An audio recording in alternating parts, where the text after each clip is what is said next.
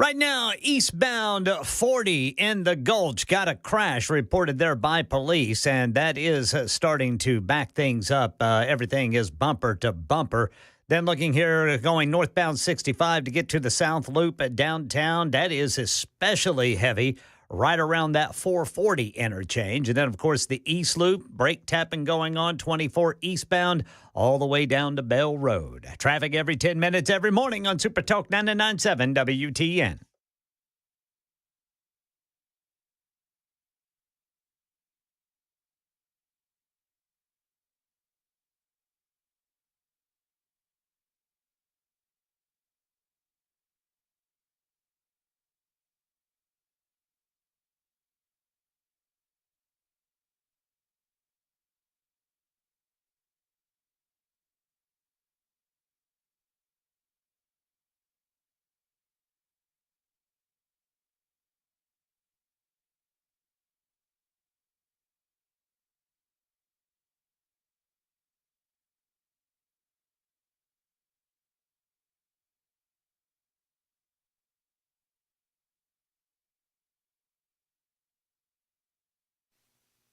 Hey, good afternoon, everybody. 8 minutes past the hour of 3 o'clock on Super Talk 99.7, hour number one of our Thursday, November 21st show. We got abundant sunshine, but cool temperatures. I mean, still in the 40s.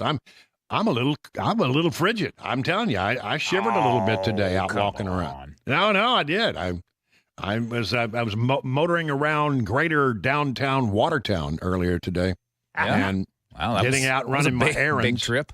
Yeah, that's right. It's about a 45-second trip from my house to downtown Watertown. But I was down there. I just, I'm just go back home, get some warmer clothes on. Yeah, I know it's a little cool out there, but this is what do you expect? It's that time of year.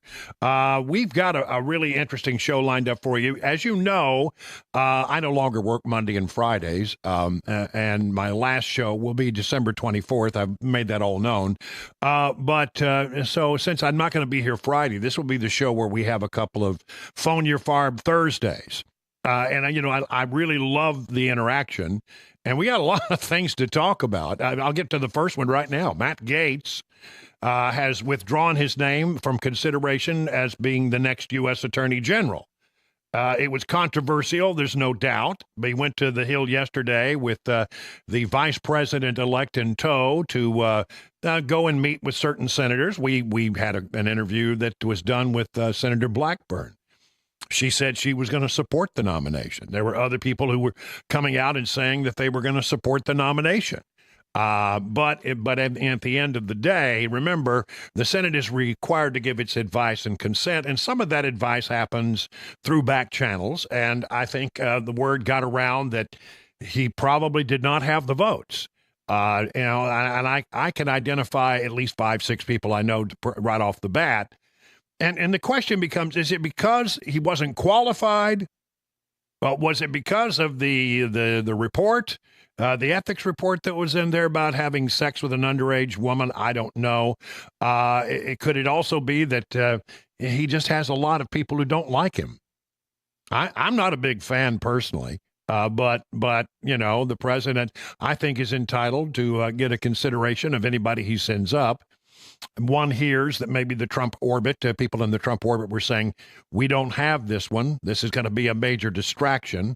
So, frank conversations probably head behind the scenes. And then I don't want to take your name out of consideration, but Matt, I think you need to do the right thing here, that kind of thing. So he withdrew. He said, quote, I had excellent meetings with senators yesterday. I appreciate their thoughtful feedback and the incredible support of so many. While the momentum was strong, it is clear my confirmation was unfairly becoming a distraction to the critical work of the Trump-Vance transition. There is no time to waste on a needlessly protracted Washington scuffle. Thus, I'll be withdrawing my name from consideration to serve as Attorney General. The Department of Justice's investigation into whether Gaetz was involved with a minor girl ended last year without charges being filed. But the House Ethics Committee later restarted its own probe of allegations, and that report is allegedly undercover, but parts of it have leaked out. even if it hadn't leaked out, the Senate Judiciary Committee probably would have done their own investigation and just recreated whatever it was the House Ethics Committee had done. CNN is claiming that Gates' withdrawal came less than an hour after he was contacted by the outlet for comment on its report that a woman told the ethics panel that she had 2 sexual encounters with Gates in 2017 when she was 17 years old. Gates has denied that strongly and vehemently, but who knows exactly, where it all stood. Probably good to not have the distraction, and now the question becomes, well, who becomes the next attorney general? Who is the president going to nominate now? I'll throw a name out there, somebody that I think is in his orbit, somebody who likes him a lot, somebody who has a brilliant legal mind. When he was going through, I think it was, I can't remember if it's Harvard or Yale. I think it's Harvard Law School. I think his professors, may have disagreed with his politics or his ideology, but they all agreed he was one of the best legal minds they'd ever seen. He's got a great understanding of the Constitution. Ted Cruz of Texas, who has been seen with the incoming president-elect, the past and future president of the United States, in recent days, went on a plane trip with him. So maybe that's something that's going to happen. But one way or the other, how it all unfolded doesn't matter now. Gates is out. Whatever Gates decides to do now is his own personal business, and he's no longer a member of the House. He has withdrawn from the House and now is withdrawn from becoming the Attorney General of the United States. And now, really, honestly, it's going to be very interesting. I mean, some people have said, well, I think the left is worried about this. Okay, so let's assume that Marco Rubio, he goes to be Secretary of State. I think he's going to be easily confirmed, well-liked in the Senate. And not only that, the Senate has a history of pretty much, passing people who come from their own body, people that they work with every day, people they know. Even those across the aisle may not agree with the politics of Marco Rubio, but I think they like him. So he's going to get confirmed. There seems little doubt in my mind on that. But then you got to have a senator from the state of Florida. Matt Gaetz was a former congressman from the state of Florida. I don't know. It's all up to the governor, and I don't know where he is on all that. I don't have any inside information on that. But this is part of what you have in a confirmation process. I mean, this is not unusual. I've seen it happen many, many times. You throw up a bunch of names.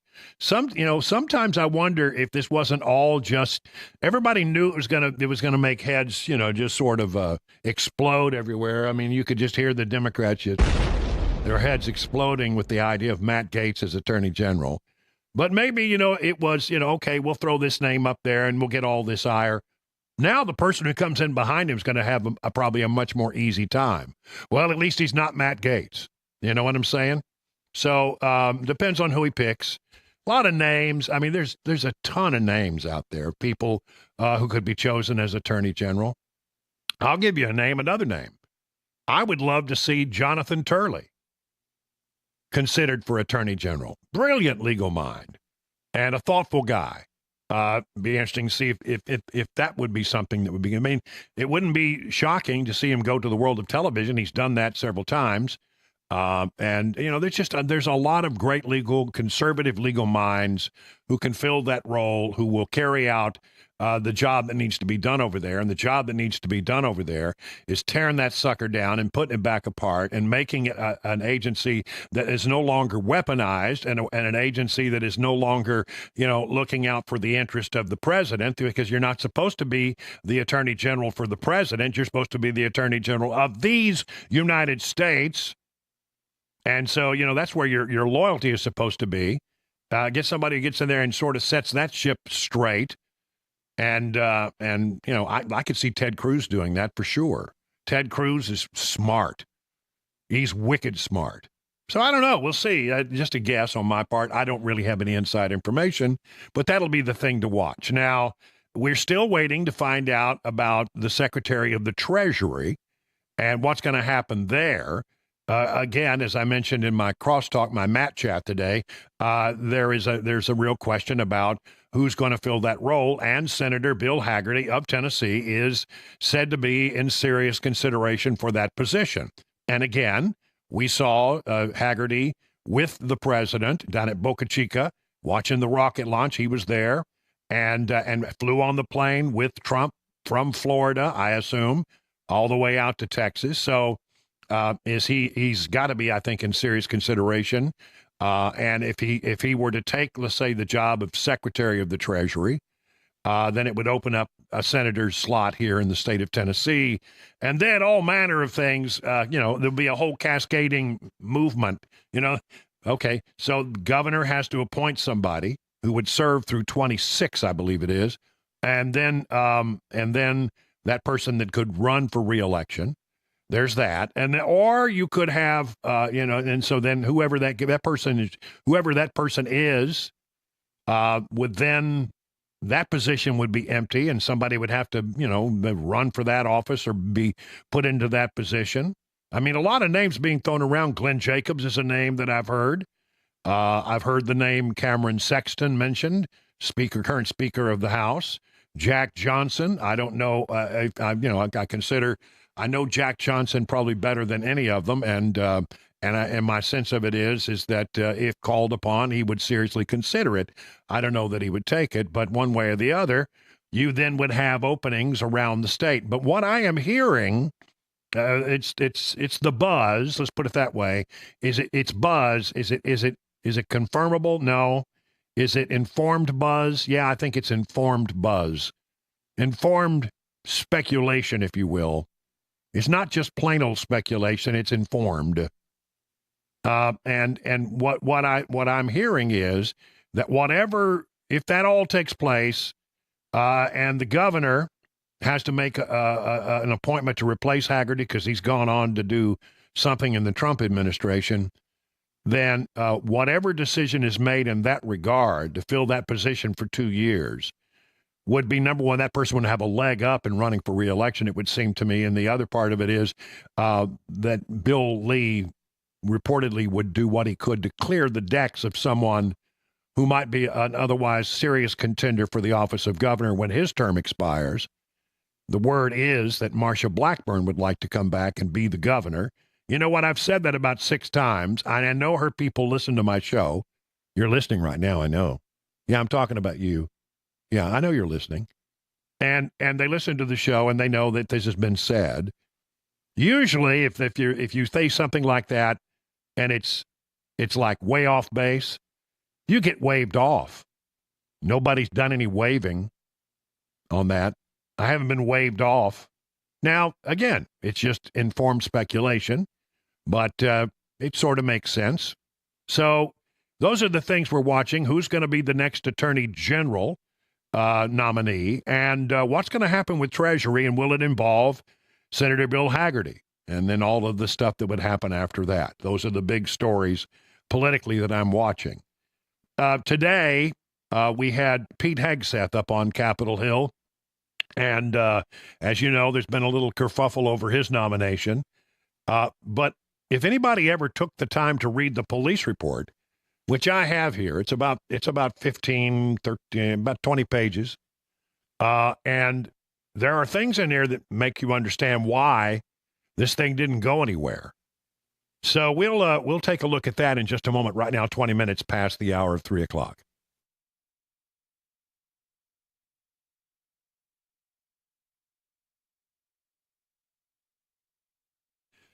My friends at King & Associates Insurance in Brentwood have been in business for some 25 years as an independent insurance agency. Man, I'm telling you, that's what you need. You need an independent agency that doesn't necessarily have to take the square peg and shove it into a round hole because, well, that's what we sell. No, they can go around, they can shop different companies, a whole series of different companies that are available to them, and find an insurance policy that truly meets your needs. And so what you're doing there is you're going to get the best insurance possible for the best price. That's what they're always going to be trying to do for you, get value for you. And if you call this number, 615-329-8121, you will not reach a call center. You'll reach an actual human being who will take your call, answer your questions, get you in touch with somebody if they don't have the answer, but you're not going to be listening to a recording for 2 hours. Multi-policy discounts, 20, 25, 30, 35%. Huge savings are possible. So get your royal review today with King & Associates Insurance. Log on to tkinginsurance.com. King Insurance & Associates, royal treatment and great rates. The guaranteed offer is the easiest way to sell your home. It's really simple. We bring you an all-cash offer. You close in as little as 21 days. No home inspections, no lock boxes, no open houses. Go to markspain.com to get a guaranteed offer and start packing. Hey, what's up, guys? It's Matt Murphy in the middle of downtown Franklin, Tennessee. We've talked so much about Savory Spice. I thought, why not show you the place? So let's go on in and see what's popping at Savory Spice. As I've always said, you will smell the spices even before you walk in. I can smell them right here in the doorway. Come on in and let's introduce you to the one and only Holly, who is the owner and proprietor of Savory Spice. Say hey, Holly. Hello, everyone. Now, enough about Holly. Let's talk about spicy and easy products like the incredible taco soup, which, as I said, you put this in a crock pot, you put all the ingredients that it tells you to buy right there, you put the spices in, and it's so easy. So if you don't know what you're doing around the kitchen, it's a perfect way to find your way around the kitchen, as is the Mediterranean dill risotto. Now, for the holidays, pumpkin pie spice. What doesn't it have, Holly? Pumpkin. Doesn't have any pumpkin in it. That's a fun fact for all of you kids out there. Now, if you stop by Savory Spice, either in the Franklin location or at L&L Market, you can get yourself a sample of the dill dip, which is my absolute favorite. Just tell them Matt Murphy sent you to Savory Spice with purchase now. So come by Franklin or L&L Market in Nashville and come see Holly and the entire crew at Savory Spice.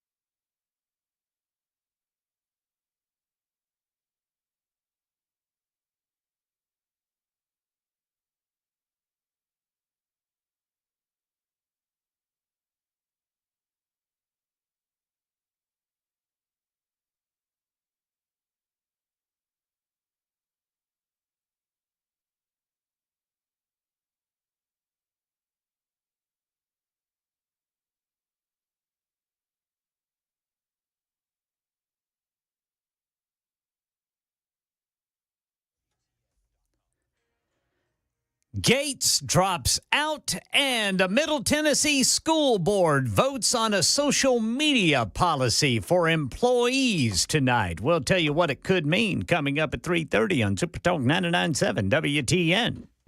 25 after the hour now. Look, so now Pete Hegseth, who's been nominated to be the Secretary of Defense, there are some questions. He's up on the Hill today.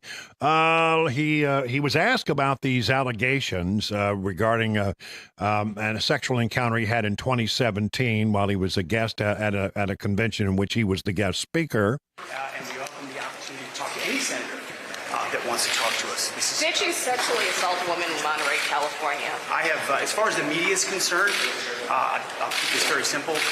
The matter was fully investigated, and I was completely cleared, and that's where I'm going to leave it. Thank you. I was completely cleared, he says. Well, he's been meeting with senators, and, there you have Senator Mark Mullins was one. And he says he's all on board with Hegseth. I think he is very talented, and there's a reason why President Trump trusts him. I think as he goes through this process, you're going to hear more and more about the actual what took place, and you guys will find out that the guy's a solid individual. Solid individual. Haggerty on board. I saw a picture of him standing with Pete Hegseth today on Capitol Hill.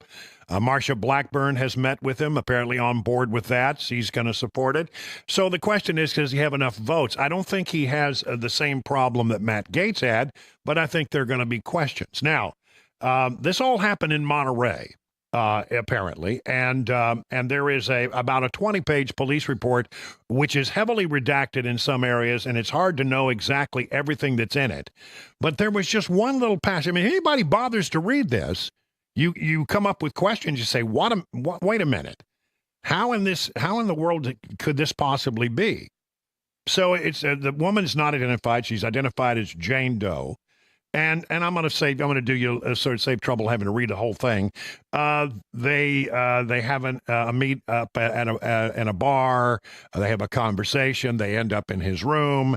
He says it was consensual, and she didn't actually file the police report for about 3 days after.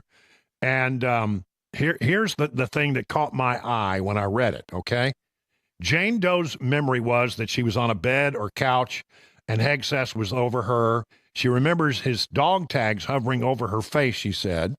Listen, I'm not going to read some of this, but she does not recall whether his shirt was completely off. Jane Doe did not notice any tattoos, scars, or marks on Hegseth's body. Jane Doe stated she had seen Hegseth fully nude during this incident. Have you seen Pete Hegseth? He's covered with tattoos.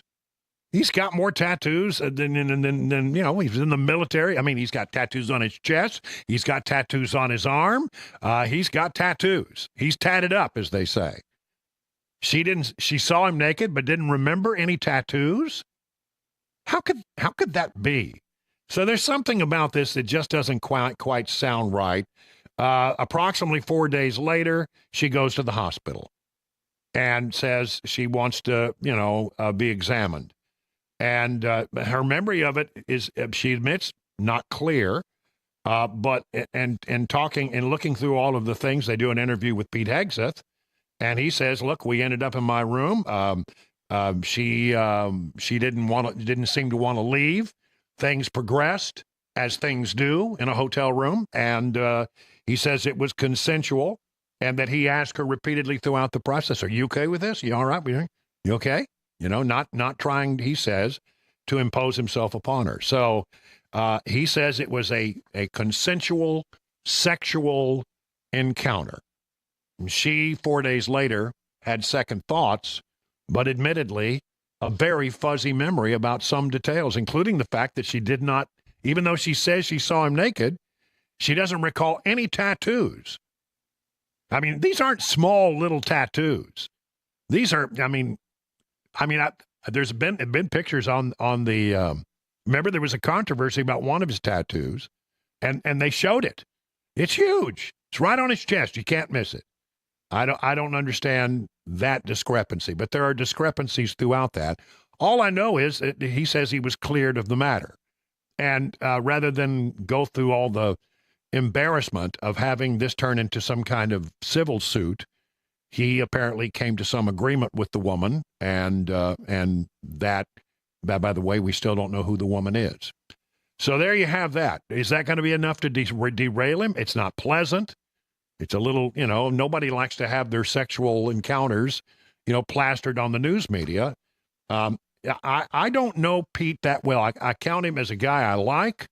I count him as a friend of this program, but as on a personal level, I can't say that I'm close to him. He came to Fox after I left, so I don't know him that well on a personal level, but I think he's immensely qualified for the job, and I think that there's enough in this report that raises questions that his confirmation probably will go through, but golly, it's not, this is like the Brett Kavanaugh thing all over again is what it is. 31 past the hour.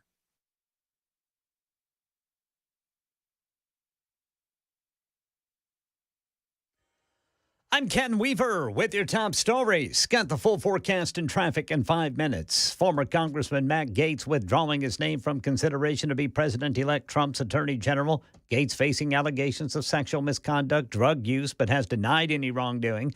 He wrote in a post on the social media platform X, quote, "While the momentum was strong, it is clear that my confirmation was unfairly becoming a distraction to the critical work of the Trump-Vance transition. There is no time to waste on a needlessly protracted Washington scuffle." Well, here's Karen Travers with the latest. President-elect Trump wrote on his Truth Social account that he greatly appreciates the efforts of Matt Gaetz to try and get confirmed as Attorney General. Trump writing, quote, "He was doing very well, but at the same time did not want to be a distraction for the administration, for which he has much respect." A spokesperson for the Trump transition, Caroline Leavitt, said in a statement that Trump will announce a new nominee for Attorney General soon. Right now in Middle Tennessee, the Wilson County School Board preparing a vote tonight on a social media policy on employees' usage. It also pertains to personal websites. Employees will be asked not to use social media or websites for work-related reasons and to not share confidential information. Also, it'll discourage employees to not socialize with students on these platforms. Employees face punishment for violations, including termination. That meeting starts tonight at 6. Tennessee State University says the search for a new president officially kicks off in February. It comes after the school's been under pressure from the state to improve its finances. It says it plans to have a top 10 list of candidates by April and a new president by July. TSU had to lay off more than 100 employees last week just to make payroll. The Federal Aviation Administration says it expects the upcoming holiday weekend to be the biggest Thanksgiving travel period ever. At a press conference today, TSA Administrator Dave Pekoski says it has been a year of record-breaking travel days with a new record expected this weekend. We have screened in excess of 3 million passengers in a day for the first time ever. We expect we'll break that threshold over this holiday period. That is the latest news, traffic, and weather next. I'm Ken Weaver, WTN News.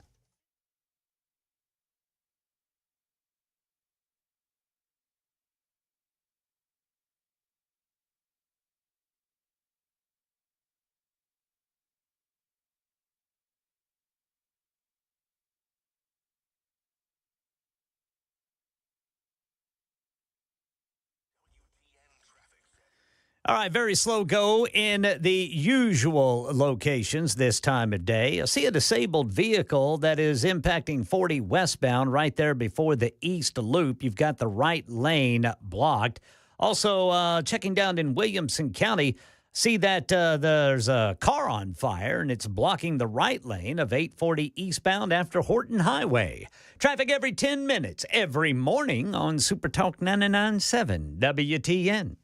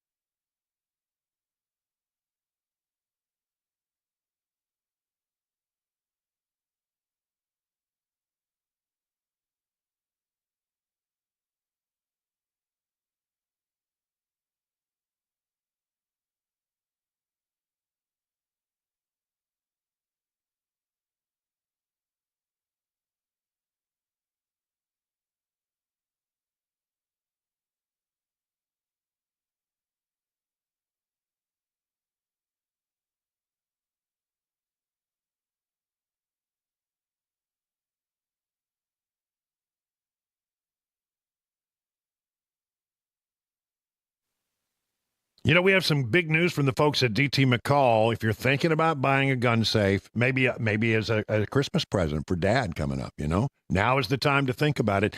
Gun safes are sales tax free. That's right, sales tax free. It's hunting season, so you want to keep your gun safe when you're not at a tree stand with a Liberty gun safe from DT McCall's. Didn't know this, but DT McCall is the largest Liberty safe dealer in all of Tennessee. And it has to do with their policy on free delivery and setup. Others charge $500 at least for delivery and setup of the big models, $300 for the smaller models. DT McCall & Sons delivers every safe free, every time period, never a setup charge. Security is important these days, and a Liberty gun safe from DT McCall can be used for not only guns, but other valuables, cash, jewelry, important documents, wills, deeds, car titles, whatever you need to keep safe from theft or fire. So save some big bucks now on your Liberty gun safe when you shop at your local DT McCall's. Go to dtmccalls.com for locations and information.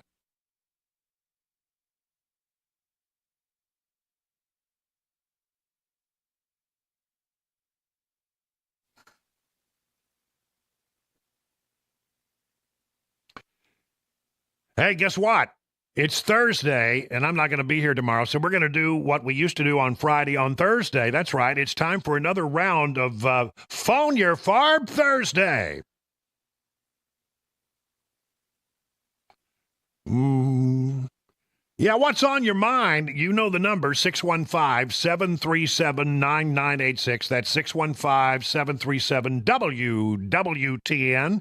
That's an easy way to remember it. So, maybe you got a bee in your bonnet. Maybe you got a burr in your saddle. Maybe you have a bug in a very unpleasant place. And if that happens, well, I'm sorry. I don't know what to tell you. But you can climb up on our 100,000-watt soapbox and express yourself. Get it off your chest. You'll feel better if you do. I mean, maybe you want to take umbrage with something that I've said. Maybe you got an opinion about something that's going on in the news. Well, here it is, 615-737-9986. Got a lot of open phone lines right now. Let's fill them up.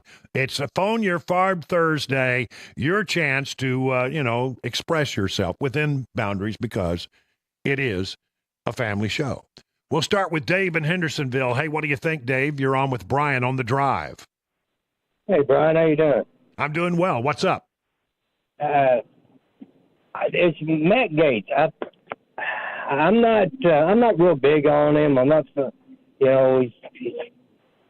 I just think that he shouldn't have withdrawn. You wish he'd have stuck it out? I think he should have stuck it out. Yep. And the reason being because they're going to act like, oh, see, there was something in there. That's why he dropped out. And all they have to do is say it. You know that. It goes out, and once it see it, it's seeing. Yep. Once the bell has been rung, you can't unring it. Yeah. Exactly. And I think they should have stuck it out because now that he has dropped out, they're gonna, and they're gonna throw that out there, and they're gonna hit Pete now and say, oh, he's same way. And you was exactly right. It reminds me of what Kavanaugh. They did to Kavanaugh, Brett Kavanaugh. That's right. I mean, they these things come out of the past. But, look, here's the interesting thing is that it was investigated by, a pretty high rank. And the Department of Justice apparently looked at this matter and took a pass on it. Now, there's nothing you would imagine that Justice Department under the Biden administration would love more than taking somebody like Matt Gaetz down a peg. They would have loved that. But they decided not to go down that path. So, one way or the other, you wonder, is there any there? But at the end of the day, look, it is true. It was going to be an ugly distraction.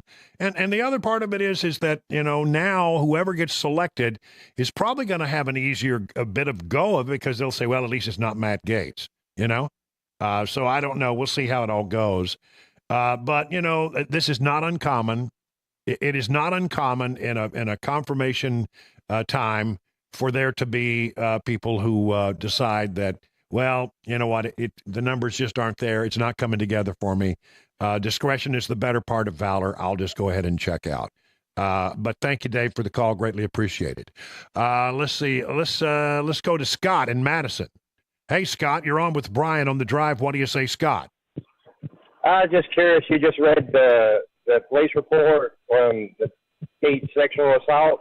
Yeah. As my understanding, she was there at that convention with her husband and kids, is what I heard. So I'm just wondering if she's trying to cover her derriere.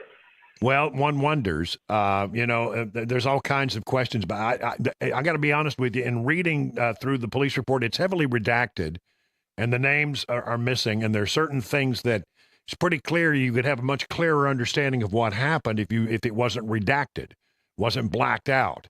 So, but yes, I mean she is married. There's no doubt about that. Apparently, but who knows exactly? There's only two people who know what transpired, and both of them have different stories, but hers is awful fuzzy, very fuzzy for some reason. But thank you for the call, Scott. Look, I think he's probably going to be okay. Like I say, this matter has been looked at, and as Pete says, his name has been cleared. So we'll see how this all plays out in the days ahead. Let's go to Cindy in Manchester. Same topic. Hey, Cindy, you're on with Brian on the drive. What do you say, Cindy?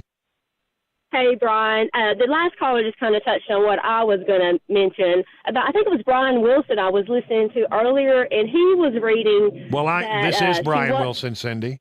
Oh, not Brian. Dan Mandis. Dan Mandis. I'm sorry. And he was reading something that said that she was there with her husband and children. Yeah. And apparently went missing for a while. If she went missing and was up there, then people would wonder. Well, that's entirely possible that she didn't want to have to. She wanted to make it sound like I was the victim here, not a consensual sexual partner. Exactly. Her husband was looking for her. So just speaking as a woman, I mean, I'm not saying I know what happened, but that kind of sounds like something somebody would do. If their husband, she had to come up with a story. And that, her husband was looking for her, and that's just, I think, possibly the story she came up with as an excuse for what had happened. All right, and she couldn't Cindy, tell her husband it was consensual. Yeah, she could never admit that in a situation like that. Maybe you're right. I don't know. Jared, talk about Matt Gaetz is on his mind. Hey, Jared, what do you think? I think they need to start putting limitations on how long somebody can come out of the woodwork like this.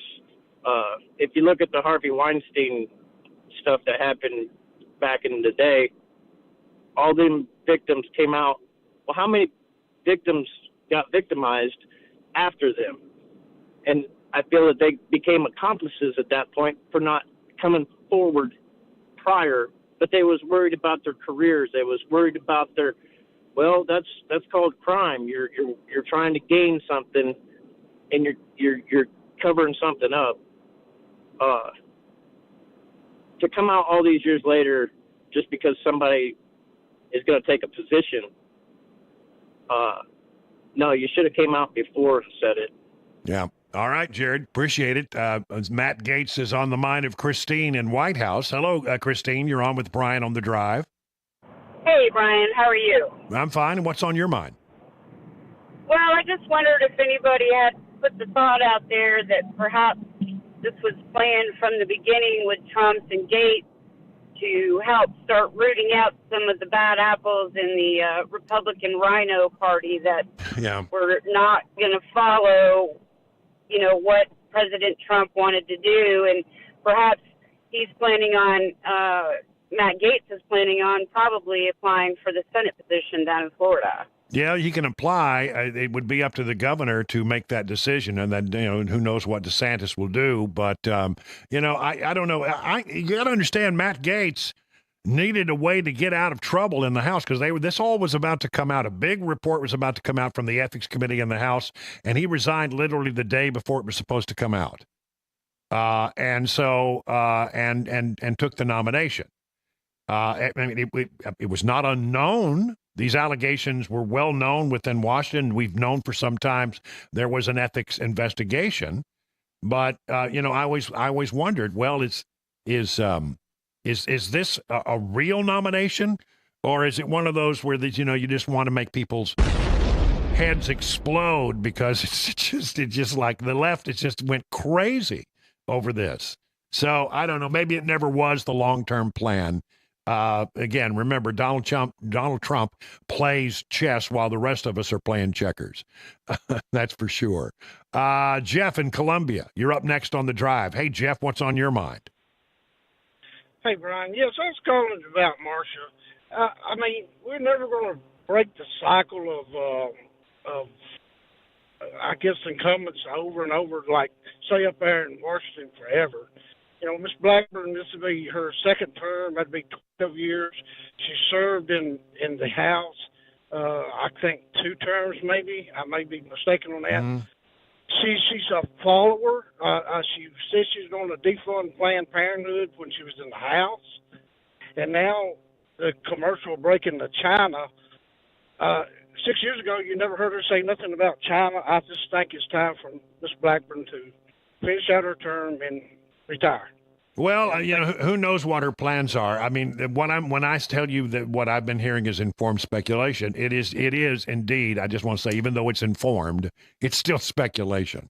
And I'm just, you know, you hear buzz, you hear talk, you know, among the political class of Tennessee, talking back and forth, and you hear rumors and you hear buzz. I just pass it on to you what I was hearing. And again, who knows how it's all going to play out. First of all, there has to be a position opening up and for this to start happening. But, you know, who knows how it all is going to unfold. But you're right, having name ID. I mean, she just got reelected with 70% of the vote, something like that. So she has a following. You know, not everybody's thrilled with all politicians all the time, but she has a following. There's no doubt about that. Let's see. Let's go to Dan in Gallatin. Hello, Dan. Thank you for waiting patiently. You're up next on the drive. How are you? I'm doing well. What's on your mind? Hey, I want to clear some stuff up with your listeners about the FEMA. Of course, you know FEMA is a government agency, but they hire individual companies to run the individual projects. I guess you know that? Yes, they hire subcontractors, sure. Right. Well, my sister works for one of them subcontractors. She's 64 years old, and she works 12 hours a day, 7 days a week. So I'm not sure if you maybe want to kind of apologize to some of the people when you talk bad about FEMA, because it's not the people working for them. It's the company, it's the government part of it that's using the money wrong. But the employees there are working their ass off. She calls through the worst areas that she has to crawl through, and she has to deal with the worst kind of people. And she works 12 hours a day, 7 days a week. Yeah, well, I hear you, and you know, I would say that's often the case. That the people on the front lines, you know, can be very dedicated individuals. I talk about this with the FBI all the time. That I think that there's a lot of rank and file FBI agents who are good people who care deeply about enforcing the law and doing right. And I'm sure that's true at FEMA as well.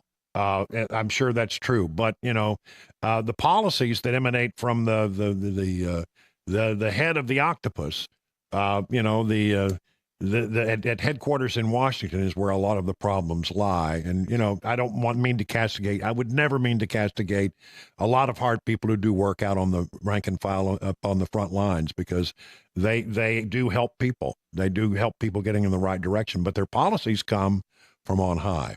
All right, listen, we did really well there. I think that was a pretty good round. We'll do it again in 1 hour. Right now, 51 past the hour.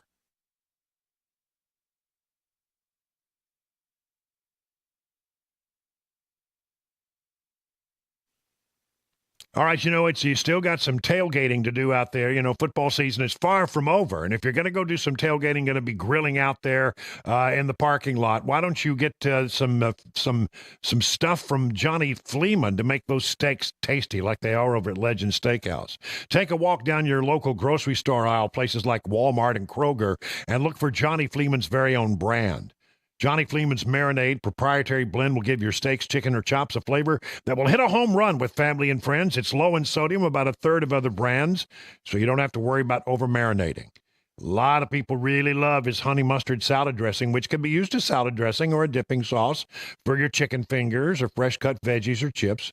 It's a recipe that's been used in his restaurant for over 35 years. So here's the thing. If your favorite grocer isn't stocking Johnny Fleeman products, ask them to do so.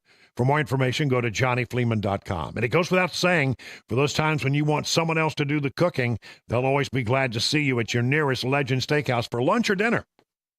The guaranteed offer is the easiest way to sell your home. It's really simple. We bring you an all-cash offer. You close in as little as 21 days. No home inspections, no lock boxes, no open houses. Go to markspain.com to get a guaranteed offer and start packing.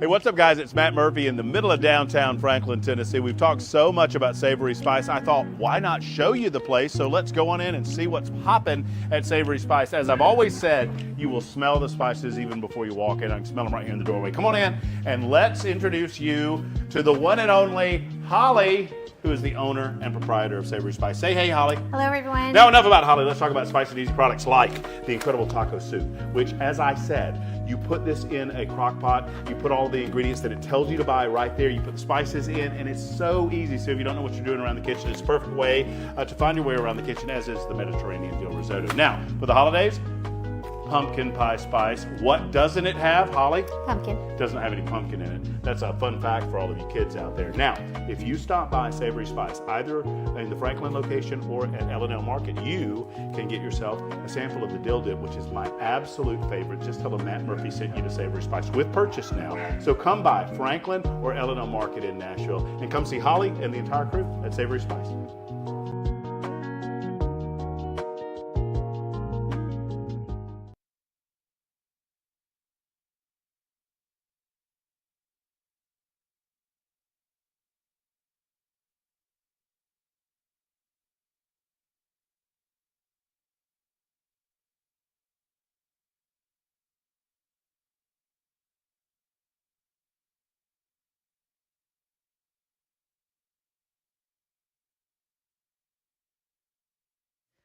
Matt Gaetz drops out and Jussie Smollett conviction overturned. These stories and more at 4 on Super Talk 99.7 WTN. Let's take a look at the markets.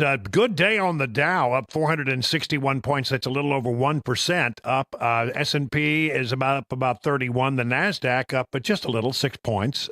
So what's that all about? But still, it's all green, right? What's driving it? Let's check in with John Maxon over at Beacon Capital Management. John, good afternoon. Hey, good afternoon, Brian. Yep, great day on the Dow, as you said, up over 1%. That's actually the best day since the election results on the 6th. The big story so far this week has been about NVIDIA. They reported earnings yesterday after the market closed. They had earnings revenue of over $35 billion. That's amazing. Of course, they've been a significant part of the market return over the last little bit, year or so. On the economic front, weekly jobless claims were lower this week, and then we had existing home sales that were up. A lot of that has to do with interest rates. Tomorrow is going to be a really interesting report because we're going to learn how consumers are feeling about the economy. Consumer sentiment comes out going into the holidays in particular. 70% of the economy is consumer spending, so that's something really important to watch tomorrow. All right. Thank you very much, John. And to find out more about what Beacon can do to help you get ready for your retirement, just go to their website, askbeaconnow.com. 59 minutes past the hour of 3 o'clock. Hey, have you ever noticed how unreliable things have become these days? Like someone will tell you, hey, you know that thing that you want? We'll come pick it up at 4. And you get there and it's not ready. People really don't like that kind of stuff. If you've had it with unreliable vehicle repair shops, why don't you come to URFARB? URFARB has your vehicle ready when it's supposed to be ready, so you don't have to stand around and wait. And URFARB repairs all European cars with quality that beats the dealer without dealer pricing. That's because dealer repair shops are designed to pay virtually all of a dealer's overhead. Then you don't want to pay that money. Why would you want to do that? At URFARB, reliable also means a 3-year nationwide warranty, plus a free loaner car with every repair appointment. Make sure you call ahead. Loaner cars are very popular. If you're tired of unreliable vehicle repair shops, come to where it is reliable. URFARB, family-owned for some 24 years. Call 844-URFARB or visit myurafix.com. That's myurafix.com. The guaranteed offer is the easiest way to sell your home. It's really simple. We bring you an all-cash offer. You close in as little as 21 days. No home inspections, no lock boxes, no open houses. Go to markspain.com to get a guaranteed offer and start packing.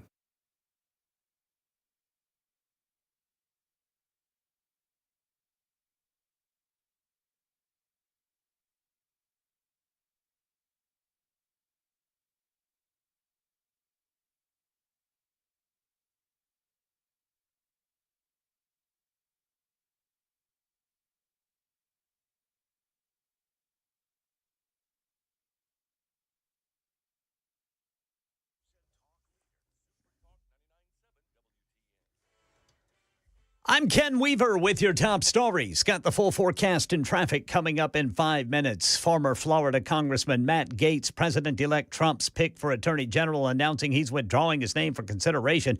Gaetz was facing scrutiny over allegations of sexual misconduct and illicit drug use. ABC's Catherine Valders is in West Palm Beach with more. I'm told also that Gaetz did phone the president-elect late this morning, obviously informing him of his decision. But, of course, informing him of the decision came as Trump behind the scenes grew quite frustrated with what he continued to learn from this new public reporting about Gaetz. So in Trump's statement, he says that Gaetz didn't want to be a distraction for the administration. He says he wishes him well, but it is quite a shocking development, and it does beg the question as to what's next. President-elect Trump's nominee to be Secretary of Defense Pete Hegseth met with Senate Republicans on Capitol Hill today ahead of any confirmation process. The former congressman has faced allegations from a woman who says Hegseth sexually assaulted her in 2017. Hegseth told police at the time the encounter was consensual, and he was asked about the incident today on Capitol Hill. The matter was fully investigated, and I was completely cleared, and that's where I'm going to leave it. The Illinois Supreme Court today overturning the conviction of former Empire TV star Jussie Smollett for lying about a hate crime. Smollett paid a $10,000 bond to perform community service in a deal with prosecutors after he lied about being the victim of a 2019 racist and homophobic attack in Chicago.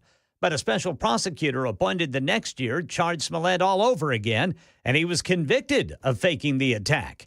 ABC senior investigative correspondent Darren Katursky reports Smollett's attorneys appealed that conviction, arguing he had been punished for the same crime twice. It's a unanimous opinion with two of the judges abstaining from it. And the justices said they know that the resolution of the case was unsatisfying before, but they say, two wrongs don't make a right. Here in Nashville, Mayor Freddie O'Connell is applauding the new agreement between the Metro Nashville Police Department and the Community Review Board that will take up complaints of alleged police misconduct.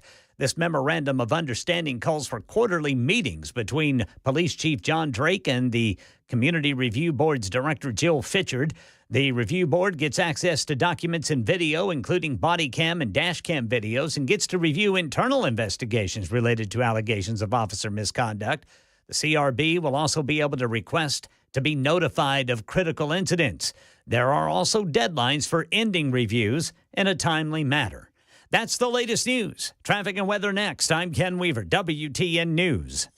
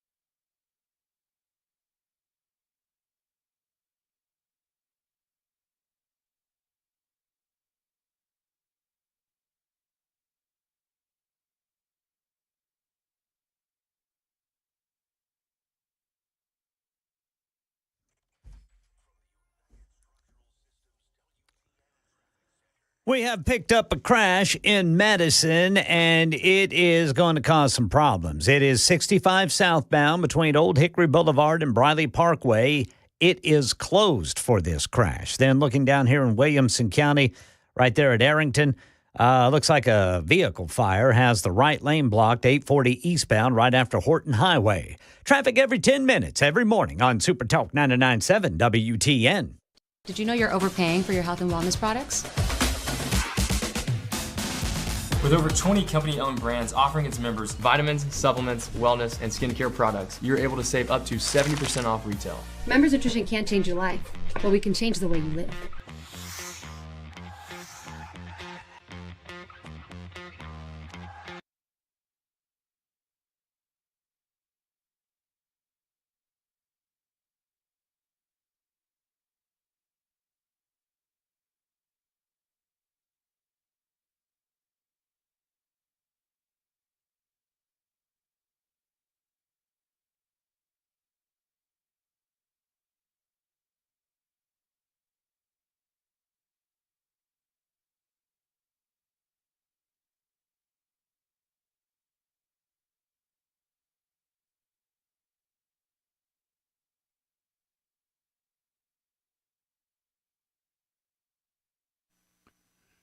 It is 7 minutes now past the hour of 4 o'clock on Super Talk 99.7. I'm Brian Wilson, your friend and radio buddy, and you're listening to The Drive, hour number 2 on this 21st day of November. 44 degrees outside, a little chilly. It's going to get down tonight, so, your tender plants. You take care of your tender plants. They're tender. They need a lot of tending because they're tender. I haven't yet been asked to help load plants. Really? But I figure it's coming. Oh yeah, tonight. Yeah, maybe tonight. Yep. I'll tell you, the bulldog did not like it. Did not like the cold. I mean, getting her to go outside and do business is just like, it's like she does not want to go out there. Yeah. Like, who turned the air on? Yeah, what happened here? That's exactly right. How about just get me a box with some sand in it, Daddy? She's not a cat. She's back there on the couch right now. I got the heater going here in the studio because it was a little cool when I came in, and she likes it back there near the heater where it's warm. She's a bulldog, but she is like a cat in that she likes to just curl up in the sun. And do whatever she wants. That's right, because she really runs the place. There's no doubt about that. We talked last hour about Gates. If you haven't heard the news, you're just getting in your car. Gates has withdrawn his nomination to be the next Attorney General of the United States. No determination yet of who would be the next person. Pete Hegseth, DOD nominee for President Trump, was on the Hill today.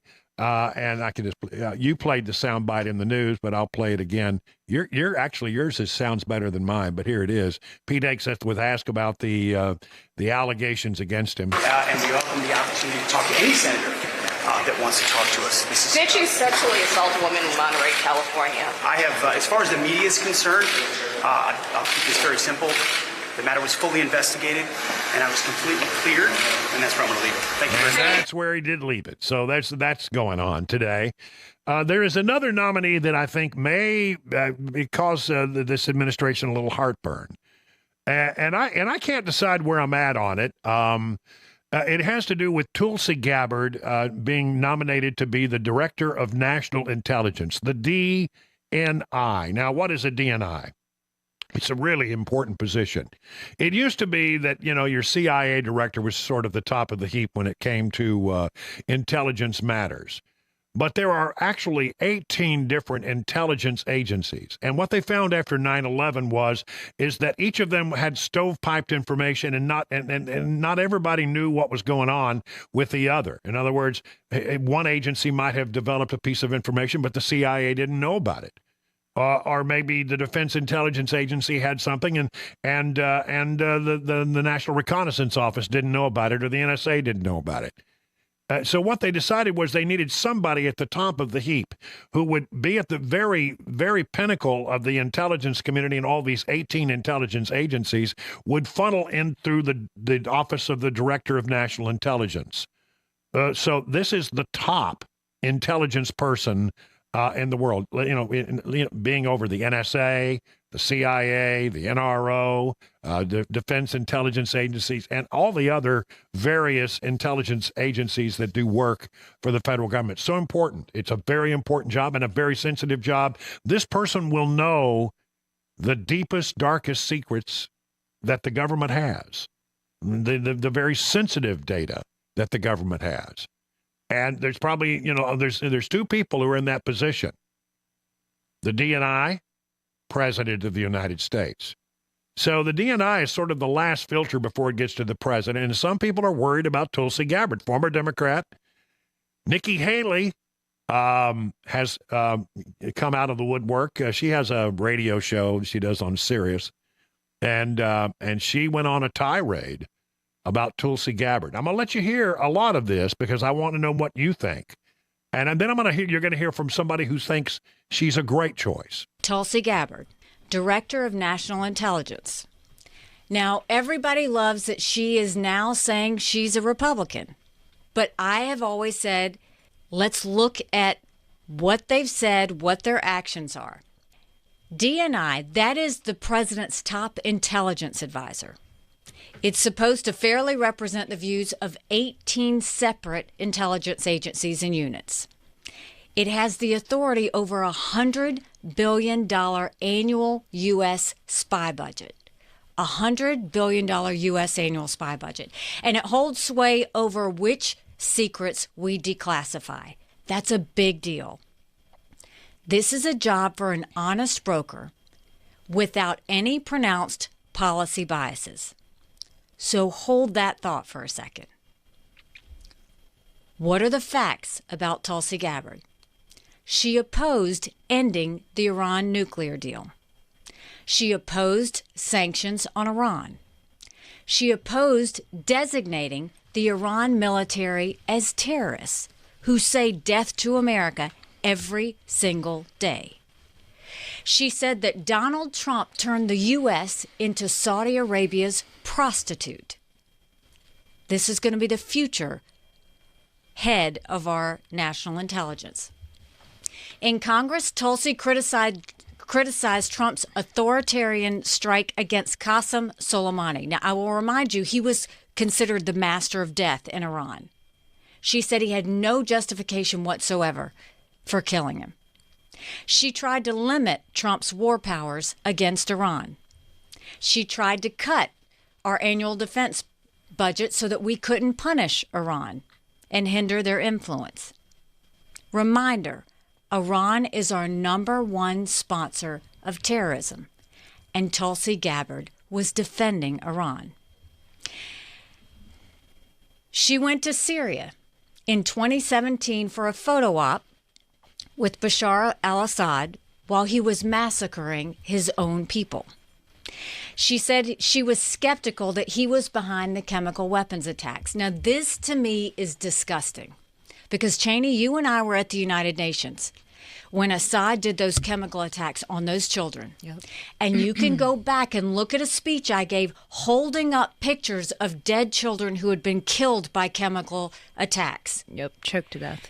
For her to say that Assad was not behind that, literally everything she said about that were Russian talking points. Every bit of that. That was Russian propaganda. After Russia invaded Ukraine, Tulsi Gabbard literally blamed NATO. Our Western alliance that's responsible for countering Russia, she blamed NATO for the attack on Ukraine. And the Russians and the Chinese echoed her talking points and her interviews on Russian and Chinese television. Tulsi Gabbard pushed for dropping charges against WikiLeaks founder Julian Assange and pardoning National Security Agency contractor Edward Snowden, both whom were accused of leaking highly sensitive U.S. secrets that put Americans in danger. She called for Trump to end the destructive trade war with China. So now she's defended Russia, she's defended Syria, she's defended Iran, and she's defended China. Now, she has not denounced any of these views, none of them. She hasn't taken one of them back. DNI, Department of National Intelligence, this is not a place for a Russian, Iranian, Syrian, Chinese sympathizer. I mean, she didn't hold back, but I mean, DNI has to analyze real threats. Are we comfortable with someone like that at the top of our national intelligence agencies? All right, I'm sorry, I'd stepped on Nikki Haley there. Look, people say, "Why are you playing all that Nikki Haley?" Listen, that's just a preview of what a confirmation hearing is going to be about. Somebody will raise these same issues in the confirmation hearing. We're just hearing it a little earlier. Now, surprisingly, somebody who really loves Nikki Haley, loves Tulsi Gabbard, is Meghan McCain of all people. And she says that she's a quality person and that she trusts implicitly. Now, that may not carry a lot of weight with you, but hear a little bit of what Meghan had to say. Felt like we were both bonded over what it's like to be demonized in the media. We both had at the point gone through fertility issues and we're bonding over that. We both felt very alone in so many media spaces. And I think the main thing that I know about her, and I know her character, we're very, very good friends. I talk to her almost every day. The main thing about her is that she wants peace in all forms, and she will meet with Satan himself to get it. And I believe that every choice she makes in her life in general is all about trying to find peace and prevent war. And I think the idea that I would associate with someone who was compromised by Russia is insulting to me. Look, she is someone who evokes very intense reactions on both sides. I love her very much. I know the person. I trust her implicitly. I was very happy when she was chosen because I neither believe those things and I think they're just pretty absurd. And I also think she's getting a lot of heat because she's a former Democrat. But I believe she's going to be easily confirmed. And I think that people are going to have to come to terms with the fact that there are a lot of soldiers like Tulsi who have been, and including, by the way, both my brothers, who have been through generations of war, who are very war weary and have become much more isolationist in their view of America's role globally. Tulsi and I don't agree on a lot of things. We're actually very opposite in many ways, but the core values of who we are very similar. And I love her very much, and I'm very proud of her. And I understand that a lot of people have questions, and I'm not her mouthpiece, obviously, but I'm good friends with her, and she's a really good person and has helped me through a lot of dark times in my life. There you go. I mean, so there's two different contrasting views of Tulsi Gabbard. And I raise it for you because I think it's going to be, there's going to be some questions asked because of some of the things that she's done and positions she's held, places she's gone, and then the transition from being a Democrat to a Republican. And again, you got to realize this person is going to sit at the very, very pinnacle of our intelligence agency and know our absolute most sensitive secrets as the director of national intelligence. So in a bit, we'll do another Phone Your FARB Thursday. And if you have some thoughts about Tulsi Gabbard, I mean, a lot of people really like her. And I must say, when I watch her, I say, well, there's some real intelligence there. I mean, I tend to look at her and go, you know what? I think she's got a lot on the ball. And a lot of people really love Tulsi Gabbard. I'd love to know, maybe when we open up the phone lines in the second half of this hour, if you have any thoughts about Tulsi Gabbard. But again, I know you people say, well, Meghan McCain and Nikki Haley, a bunch of rhinos.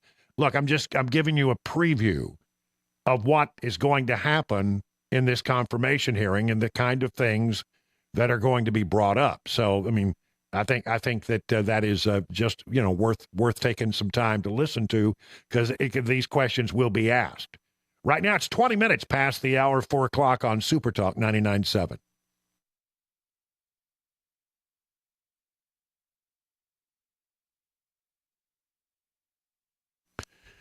Hey, listen, the recent presidential election, everybody's looking around and saying, well, there are going to be some changes. Will it affect my investments or even my plan for retirement? Well, you know what? It's not a bad question to ask, and it never hurts to do a checkup on where you are. There are steps you can take now to be better positioned regardless of what happens in the future. You deserve the confidence to know that no matter what's going on in the economy, you have a plan that helps keep your financial goals in line with your life's priorities. If you're in or nearing retirement, Beacon Capital Management has a free retirement-ready toolkit just for you. You'll get a Money Enough for Life book, a retirement planning checklist, and a Maximizing Your Retirement Income white paper. No cost, no obligation, no pressure. Call 615-488-9303 to get your free retirement-ready toolkit. That number again, 615-488-9303. The guaranteed offer is the easiest way to sell your home. It's really simple. We bring you an all-cash offer. You close in as little as 21 days. No home inspections, no lockboxes, no open houses. Go to markspain.com to get a guaranteed offer and start packing.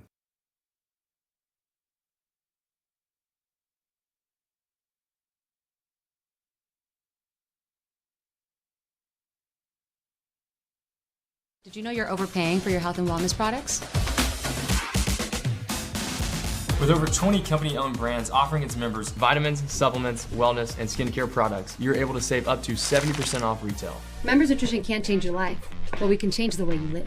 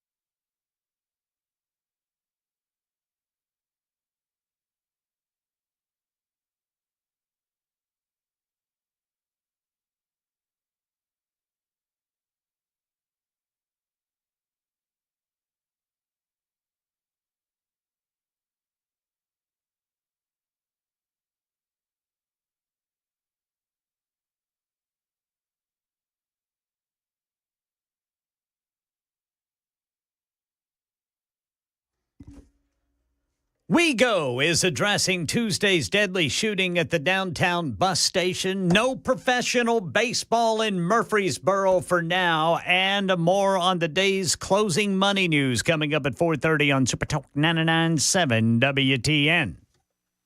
25 past the hour. You know, I cannot wait. I cannot wait for Tom Homan to take over and start becoming our border czar and cleaning up this mess that the Biden administration has created at our southern border, letting in millions of people who have no business being here, who've come to this country illegally, and some of them we don't know anything about. It's a national security problem. It's a humanitarian crisis. It is impacting virtually every community in America right now in some way. I mean, right now we got Tren de Aragua right here in Nashville. Yep, they're here. That's according to the TBI. So, you know, I'm anxious for Tom Homan to get busy. And he's ready to tear things up. Well, first of all, so those people who say they're going to stop us from what they're doing, they will not. I'm going to do this job. Men and women of ICE are going to do this job. You're not going to stop us. But let me give you a word of advice. If you impede us, there's going to be consequences. You cannot help us, but also read Title 8, United States Code 1324 III. It is a felony to harbor and conceal, knowingly harbor and conceal an illegal alien. So read that statute and don't cross that line. But look, President Trump has made it clear. Coming around the gate is public safety threats and national security threats, and we have plenty of them to find. Under the Biden administration, removal of criminal aliens has decreased 74%. So we got target-rich environment. So we're going to prioritize those public safety threats. And for any governor or mayor who doesn't want public safety threats taken out of their communities, you should resign your office, because your number one responsibility is protect those communities. We have ways of finding people. I'm not going to explain it here on national TV because it's law enforcement sensitive, but we will find many of these folks. They will be arrested, they'll be detained, and they'll be removed. And so, because what these facilities do, and get back on sanctuary cities, they don't want us in the jails, which means we got to go to the community and find them. So these sanctuary cities are putting officers at risk, because rather than the safety and security of a jail, we can take them into custody easily. Now we got to send a team to the street to arrest him on his turf. We have access to who knows what weapons. It puts the officer at great risk. It puts the alien at great risk. It puts the community at great risk, and they're going to force our hand on this. So I want to pray every night that men and women of ICE go home to their families every night after taking the bad guys off the street. When we find somebody as a targeted enforcement operation, when they get arrested, they'll be detained. They have to be detained for a short while we get travel documents from their host country. Host country has to agree that, yeah, they're our national. We get travel documents. We get flight arrangements, flight agreements. So we're going to detain them for a little while. Sanctuary states said they're not allowing any detention facilities in their state. Fine. Then we'll arrest them. We'll fly them out of the state and detain them outside the state, again, away from their families and their attorneys. That's what you want. That's what you get. You're not going to stop us doing what we're going to do. So we'll move them to a state where we can detain them. There's plenty of sheriffs across this country who are willing to give us empty beds. They want the funding, and we can put them in a jail all across the country. We'll have no problem finding a place to detain these people. It's going to cost money, so we got to have the money to do it. But President Trump's going to do everything he can to make sure we have the funds to do this. So they will be arrested, detained, put in an airplane, and go home. No, they're going to pressure Tom Homan and shut it down. You can write all the negative stories you want on me. I don't care. Because here's the issue. You can't send millions of people to the border, demand the right to see a judge, demand the right to make a fraudulent asylum claim. Okay, we'll give you due process at great taxpayer expense. But at the end of that due process, the federal judge orders you removed, you're going to be removed. Then turn him loose, baby. Wind him up and let him go. I can't wait for that to happen. And the state of Texas basically has said, we've got a 14,000-acre ranch in Texas that we own that we'll hand over to you if you want to, take people and round them up there while you're processing them out of the country. And Tom Homan says, you bet that's something we'd take them up on. Absolutely. So, he's no nonsense. He is the guy who can get it done. And the other thing about it is Tom Homan doesn't have to go for any kind of confirmation. Tom Homan is a czar. He is a special assistant to the president, if you will. Someone who's been given a task. You oversee this. You handle it. You let me know if you have any problems. But when Tom Homan speaks, he speaks on behalf of the president of the United States, and he has the authority to get things done. And I cannot wait. 30 minutes past the hour, time for the news.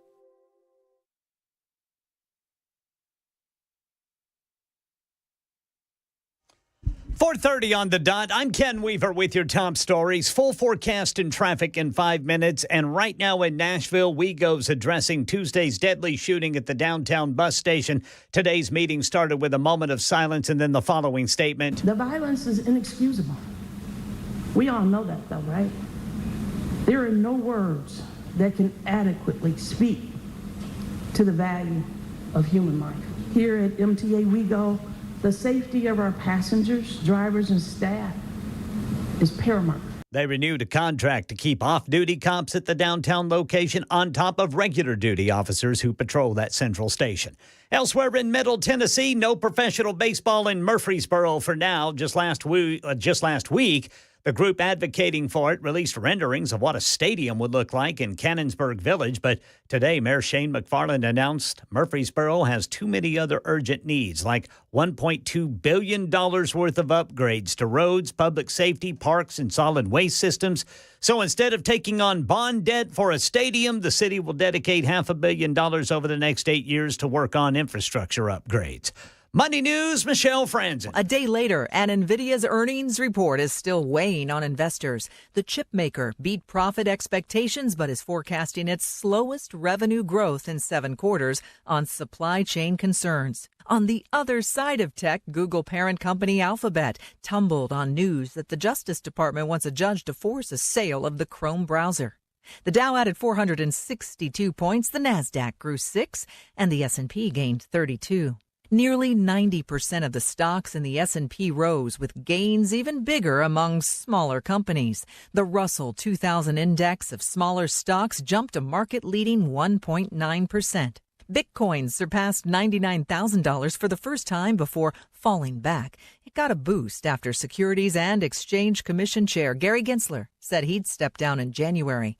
Gensler has pushed for more protections for crypto investors. That's the latest news, traffic, and weather next. I'm Ken Weaver, WTN News.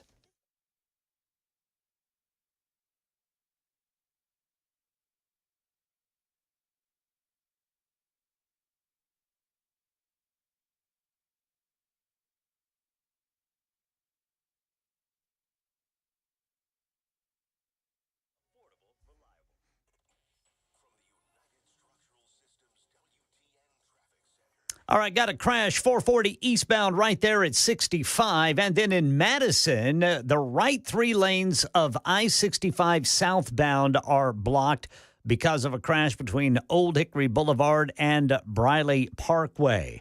Then in Williamson County, got a vehicle fire still blocking the right lane of 840 eastbound after Horton Highway right there at Arrington. Traffic and weather. Actually, traffic every 10 minutes every morning on Super Talk 99.7 WTN.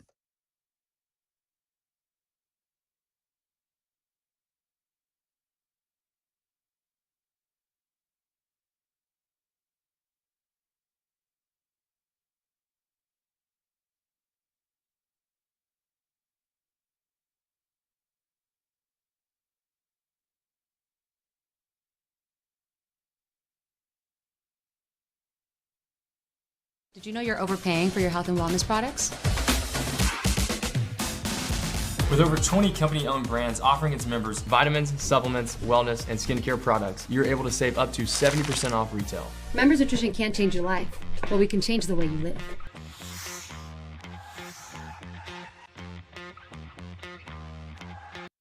The guaranteed offer is the easiest way to sell your home. It's really simple. We bring you an all-cash offer. You close in as little as 21 days.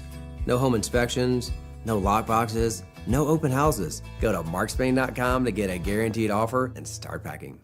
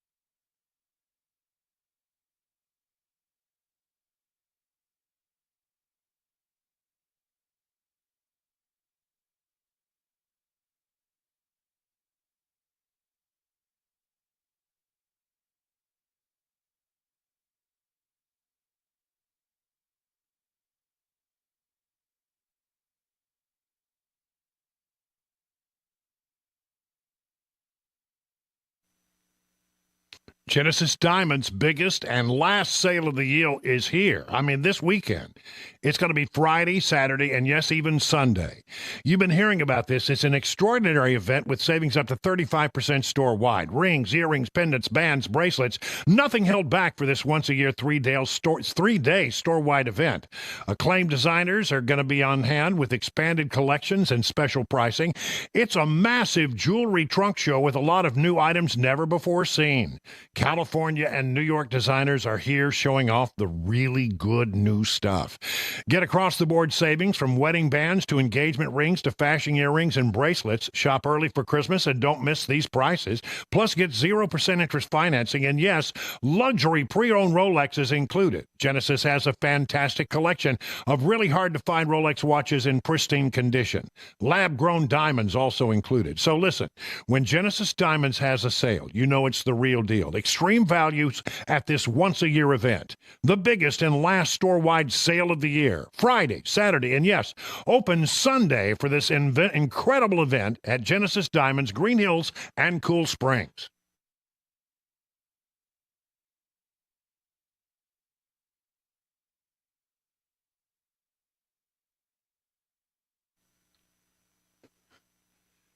"38 minutes now past the hour of 4 o'clock on Super Talk 99.7. I'm Brian Wilson, and you know what? We don't do Friday shows anymore. I'm not doing them. I'm sort of in transition, as you know. So we're going to do something today on a Thursday. We normally do on Friday, a little thing we like to call Phone Your FARB Thursday.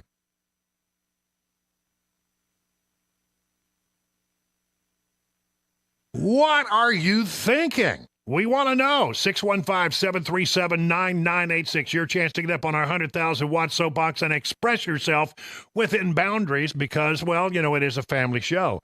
I mean, maybe you have a burr in your saddle. Maybe you have a bug in a place where you shouldn't have a bug. Oh, delayed bug. I don't know. Maybe you have a bee in your bonnet. Whatever it is, get on the phone line right now. We got a lot of open phone lines, 615-737-9986. Again, that is 615-737-9986. You heard my thing about Tulsi Gabbard, and look, I mean, I think that you know, the one that I was worried about a little bit was Matt Gaetz, who's now out.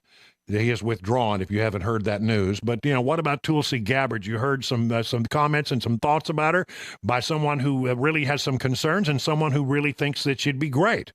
What do you think? 615-737-9986. That topic or any other topic, it's just fine. Russell from Mount Juliet. How you doing there, Russell? What's on your mind? I'm doing good. How about you? I'm doing well. What's your thought? So, Nikki Haley, she had a respectful service when she was in the cabinet with Donald Trump. Served as the UN ambassador, that's right. Yeah, she's no longer relevant, though, and I feel like that she's, for lack of a better description, a woman scorned, and she's not happy that she's not in the limelight right now. As for Tulsi Gabbard, I mean, she served in the Hawaii National Guard, done 2 tours overseas. Yep. I just think if you listen to what Nikki Haley was saying and what you played earlier, there's a lot of embellishment there on Nikki Haley's part. And I don't know. I disagree with her, and I'm on the side of Tulsi Gabbard. All right, listen, thank you for that, Russell. I greatly appreciate it. I did hesitate to play Nikki Haley because I know how people react to her. But let me just say this. She's not raising anything that's not going to be raised at the confirmation hearing. She's given you sort of a preview of what is going to be asked. And I think that some of the questions that she's raising are legitimate questions. I have some confidence that Donald Trump has thought about these things, and probably more deeply than I have. And I also think that, when I see her, I always go, that was interesting. That was thoughtful. I don't know. We'll see what happens. David in Smyrna. Hello, David. You're on with Brian on the drive. David, what's on your mind today? How you doing, Brian? I'm doing well. Well, I had an idea for Matt Gates' replacement pick, Okay. Trey Gowdy. Wow, would that be great? Oh, man, would that be solid? I want to see a skullcracker like Trey Gowdy. Man, I'm telling you, I hadn't thought about that one, but that is a great idea, David. I like that idea a lot. Trey Gowdy, no nonsense, a man who believes deeply in the rule of law, which is what you want. And other than having a little bit of the weirdest hairdo I think I've ever seen in my life, he's a really smart guy. We'll give him a pass on his hair. That's a great idea, David. I hadn't even considered that, and I like that idea an awful lot. David in Gallatin, we got two Davids here. I want to talk about the Attorney General. What do you think there, David? You're on with Brian on the Drive. He stole my thunder, man. Trey Gowdy. You like Trey Gowdy, huh? Trey Gowdy or Brett Baer. Brett Baer. Well, Brett's not a lawyer, though. I think you need, as an attorney general, you need a good lawyer. I thought he was. I'm sorry. Well, Trey Gowdy for sure. Stinks, but he's good. Yeah, I like Brett Baer a lot and considered him a friend and colleague, but I don't think he would have the qualifications probably for that. Maybe some other things, but he's making boatloads of money right now. I'm not sure he can afford to take the job.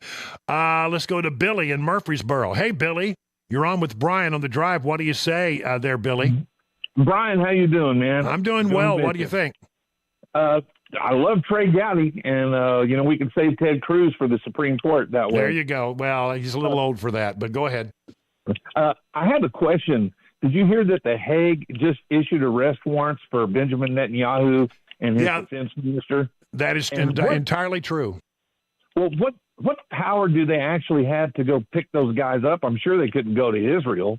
No, they can't go to Israel. I mean, if he flew to one of these countries where the International Criminal Court, the International Tribunal would have some jurisdiction, maybe. I don't think they really have the authority to go after him. We stood against it strongly, and I think it was absolutely improper.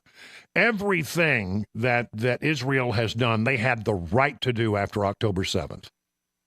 And I don't see that they've done anything improper at all. So you're supposed to absorb an attack like that and do nothing in return. It's ridiculous. The International Court is a joke. Nicole in Franklin. Hello, Nicole. You're on with Brian on the Drive. What do you say? Hey there. I'm calling about this Venezuelan gang, Tren de Aragua. Mm-hmm. If they know they're in our Tennessee major cities, why aren't they nabbing them? Well, there's a difference between knowing that they're there, identifying where they are, and then finding a good case against them. So, I mean, that's the thing you got to figure. Just that that you suspect they're there is one thing. But knowing exactly, where they are, how they operate, and who's in charge, that takes a very lengthy investigation. But, part of what I think the TBI was doing there is saying, hey, we know you're here, and we're coming after you. And it's thinking maybe they'll go someplace where there's not as much heat. Maybe that's part of what their strategy is. I don't know. But, yeah, they're here. According to the TBI, they're here. David in Sparta, you're up next on the Drive. What do you say, David? I just want to say with the Tulsi Gabbard thing, I don't want to completely give her a pass, but we do need to remind ourselves she was a Democrat at that time. So I think a lot of what she was espousing were Democratic talking points, and that's probably where she was getting her information. Well, but let me ask you a question. And when you're a Democrat and you say these things, and then all of a sudden one day you decide you're not going to be a Democrat, does that mean you've changed those views, or did you say things that you didn't really believe? And I've said this before, if the only place you ever got your information was CNN and MSNBC, you'd have a completely different view of the world. So I think there is a very different view when you start digesting other sources of information. All right, David, thank you for that. I would point out, though, that I saw her, even though she was a Democrat, I saw her all the time on Fox. So I assume she got some of her information from Fox. And help inform her worldview. I don't know. Listen, I personally think she's pretty sharp. But I can tell you, and the only reason I bring it up is that I've covered these confirmation battles for years and years and years. Every time there's a new administration, you go through this. So I went through the administrations of George H.W. Bush, and, and everything that followed, Clinton, the whole thing with Obama and everybody else. I mean, I covered all of those confirmation battles. And I can just tell you that, what you got there was a pretty good sense of probably what's going to happen when she's called in before the Senate Intelligence Committee for her confirmation hearing. Let's go to Daniel in Scottsville, Kentucky. Hello, Daniel. You're on with Brian on the drive. What do you say? Hey, good evening, Mr. Wilson. How are you, sir? I'm well. I have a question, and I don't know if I've maybe missed this or not, but they've brought up a lot of the issues with transgender bathrooms going in D.C. and how they've kind of like handpicked this one representative, I think it is, that they're trying to understand their bashing. There's one transgendered member of Congress who'll be incoming in the next session. Okay, well, here's my question, sir, and maybe I don't know everything, but I definitely respect your opinion. Why is it that it seems like it's only transgender men who are trying to infiltrate into women's sports, women's bathrooms? How come we don't hear about transgender women who are transgendering over into men, trying to do the same thing, and I'm not going to say push themselves, but try and incorporate themselves into men's locker rooms, men's restrooms?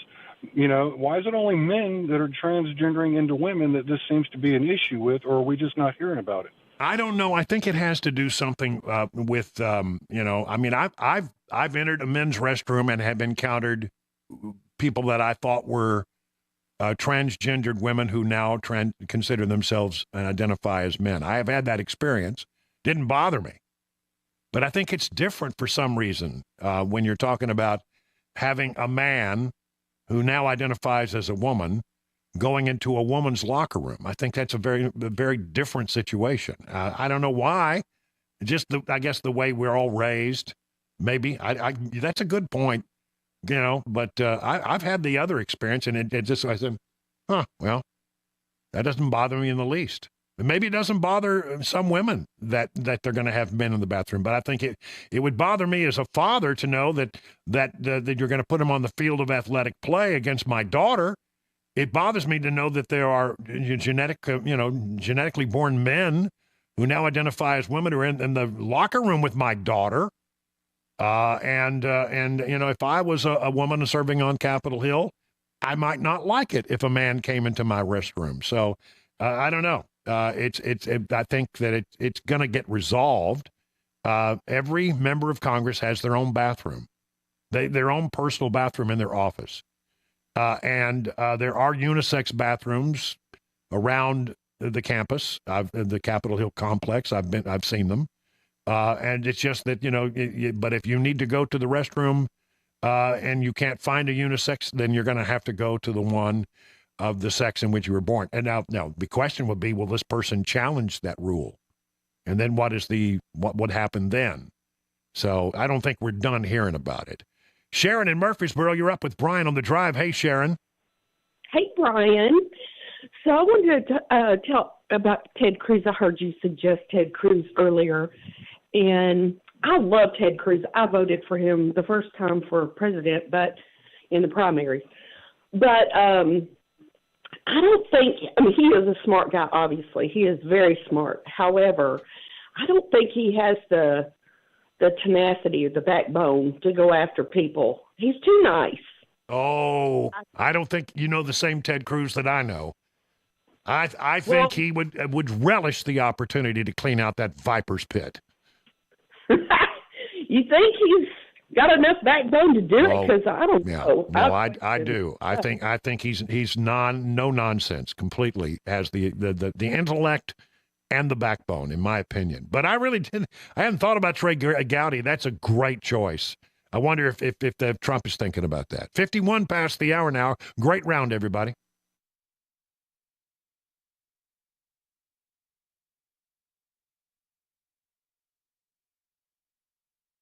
Well, let's talk about the folks over at Eurofix. They've got a real great company over there. And, they often talk about making a good diagnosis. There's a diagnosis out there and a pill for everything, but not all diagnoses are accurate. Not all pills are good for you. If you want to go and get a diagnosis for European auto repair, maybe you ought to get a second opinion like you do for other things. Eurofix, that's the home for second opinions. Before you spend hundreds of even thousands of dollars on European vehicle repair from a diagnosis, go to Eurofix. It could save your vehicle's life, could save you a lot of money. At Eurofix, you'll get a free 15-minute no-wrench inspection with an estimate at every visit, no high-pressure sales tactics. At Eurofix, you'll get a 3-year nationwide warranty and a free loaner car with every repair appointment. And at Eurofix, you'll never pay dealer prices. Located in Franklin, 100 Oaks, Murfreesboro, Belmead, and now Mount Juliet. Call 844-EUROFIX or visit myEurofix.com and tell them that your friend and radio buddy Brian Wilson told you that. The guaranteed offer is the easiest way to sell your home. It's really simple. We bring you an all-cash offer. You close in as little as 21 days. No home inspections, no lock boxes, no open houses. Go to markspain.com to get a guaranteed offer and start packing.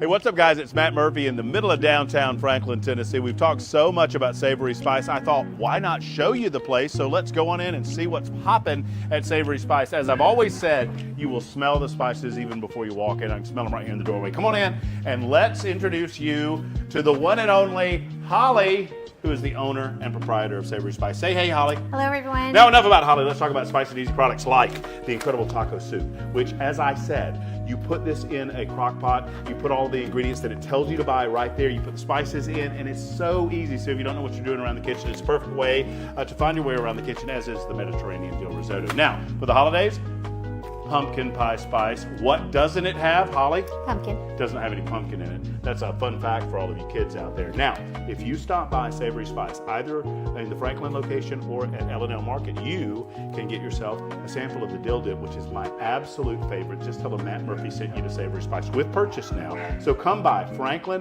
or L&L Market in Nashville and come see Holly and the entire crew at Savory Spice.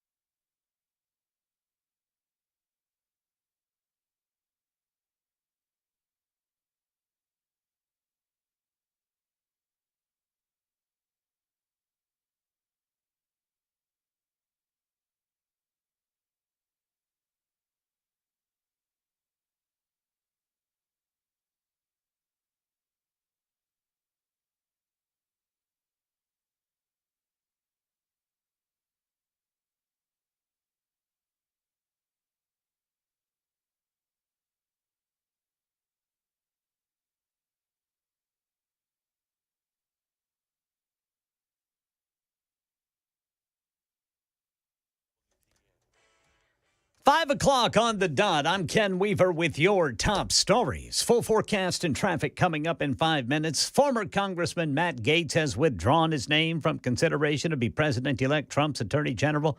Gaetz facing allegations of sexual misconduct and drug use, but has denied any wrongdoing. There's never been any charges filed. Gaetz wrote in a post on the social media platform X, quote, "While the momentum was strong, it is clear that my confirmation was unfairly becoming a distraction to the critical work of the Trump-Vance transition. There is no time to waste on a needlessly protracted Washington scuffle." Here's ABC News White House correspondent Karen Travers with more. Sources tell ABC News that in the last few days, it became clear to the Trump transition team that former Congressman Matt Gaetz was not going to have enough votes to be confirmed by the Senate to the position of Attorney General. In transition meetings yesterday, the president-elect was telegraphing to advisors he saw no path to confirmation for Gaetz. Sources tell ABC the former Republican lawmaker from Florida informed Trump late this morning he would be withdrawing his name from consideration. Here in Tennessee, we've got an update on what might happen to the hemp industry. A hearing was held at the state capitol yesterday on new rules, one of which growers say will kill their business because flower will exceed the allowable limit of THC if you smoke it.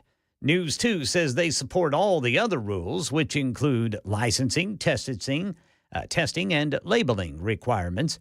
And they asked lawmakers to consider reworking that rule regarding THC levels in the flower. Well, hours later, lawmakers determined they don't have the power to toss out one rule without getting rid of the others until the next legislative session. So no action was taken, and the new rules, including the one that growers say will put them out of business, take effect on December 26th. The charges in the mass shooting on Jefferson Street last month being sent to the grand jury. A man was killed. At least 9 others, including children, were hurt. Channel 4 says 5 people charged were in court today, along with the lead detective who testified he isn't sure yet about the motive, although all 5 people charged have gang affiliations. The guns used have not been recovered, so the detective doesn't know which suspects' guns were used to kill DeAnthony Brown. Got a flight to catch for Thanksgiving? At a press conference today, TSA Administrator David Pekoski said it has been a year of record-breaking travel days with a new record expected this Thanksgiving weekend. We project our busiest days in terms of passenger volumes to be next Tuesday at 2.8 million passengers across the entire system of 433 airports. Next Wednesday at 2.9 million passengers. And then the Sunday following Thanksgiving, which is always our busiest day. That is the latest news. Traffic and weather next. I'm Ken Weaver, WTN News.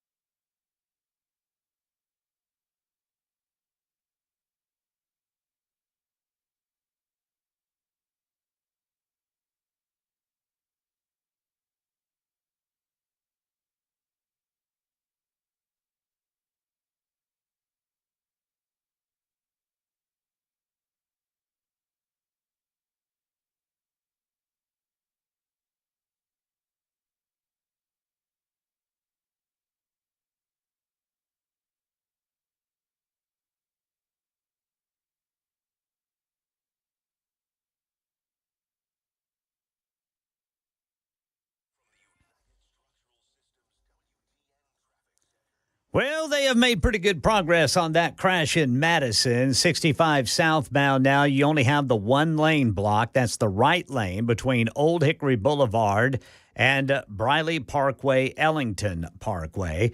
Got a crash in the airport area right there at Murfreesboro Pike eastbound, just east of Old Murfreesboro Pike. And looking at some of the stop and go around the downtown area, the East Loop is especially backed up going eastbound.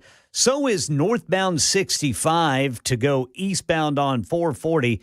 65 between 440 and the South Loop, 65 northbound there, that is bumper to bumper. Traffic every 10 minutes every morning on Super Talk 99.7 WTN.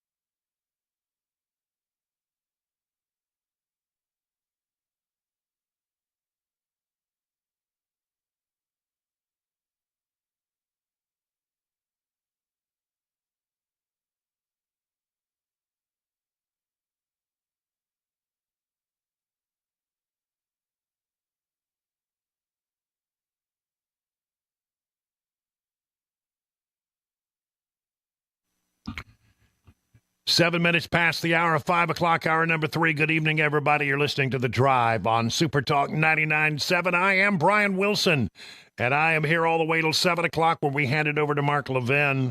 Hope that you are having a great Thursday. I don't know. Everywhere I went today, people asking me, what you going to do for Thanksgiving? What you going to do for Thanksgiving? It's a week away. Wow, that's right. Week from today. 1 week from today. And the answer is smoked turkey. Doing a smoked turkey this year. I just say eat. That's what I'm going to do. Yeah. Well, and then again, I need to begin my annual campaign, but I don't really have to do that here. All my career in Washington, I was an ambassador for cornbread dressing. Oh, yeah. Yeah. Yeah. Those poor people did not know the joy of cornbread dressing. Oh. Not stuffing. Poor simple people. I mean, what's wrong with you people? And so I went all around Washington trying to convince everybody that they had not had Thanksgiving until they had cornbread dressing and some gravy on it. And I a lot of converts. Well, I mean, the proof is in the dressing. Is in the dressing. That's right, not in the stuffing. Don't call it stuffing. It's not stuffing. Mm-mm. It's dressing, and it's made with cornbread, and it's awesome. I can't wait. And I am the cornbread dressing king at my house. I don't think I can't remember. Cabana wife didn't know about cornbread dressing, and because it's so important to me, she says, and it's just a way for her to to sort of give me something to do on Thanksgiving. Yeah, that I'm responsible for the cornbread dressing. So I pull out my old recipe, a family recipe handed down. Well, actually, I can't say that anymore. I have to be honest. My cornbread dressing recipe came from, but it's a very common recipe. A lot of people use it, but honestly, I took it from my sister's mother-in-law, and I passed it. I said it's an old family recipe. I said one time on Fox News Channel. I got grief from my family for years. Well, my sister's mother-in-law recently passed away, and I feel like I need to come clean on it. I got the recipe from her. I didn't, and I may have claimed it as sort of my own, but I kind of think she's part of my family. She's sort of extended family in a way. Yeah. Yeah. In a way. That's kind of okay, I guess. Yeah. So anyway, my family gets really upset when I continued to claim credit for this cornbread dressing recipe. And so I'm ready to, sort of, come clean on that and see if I can, regain the admiration of my family. Yeah, I think it's too late for that. I may be too late. They know me too well. Matt Gaetz bowed out today. If you don't know, it's the big news of the day. He bowed out as the nominee to be the next Attorney General of these United States.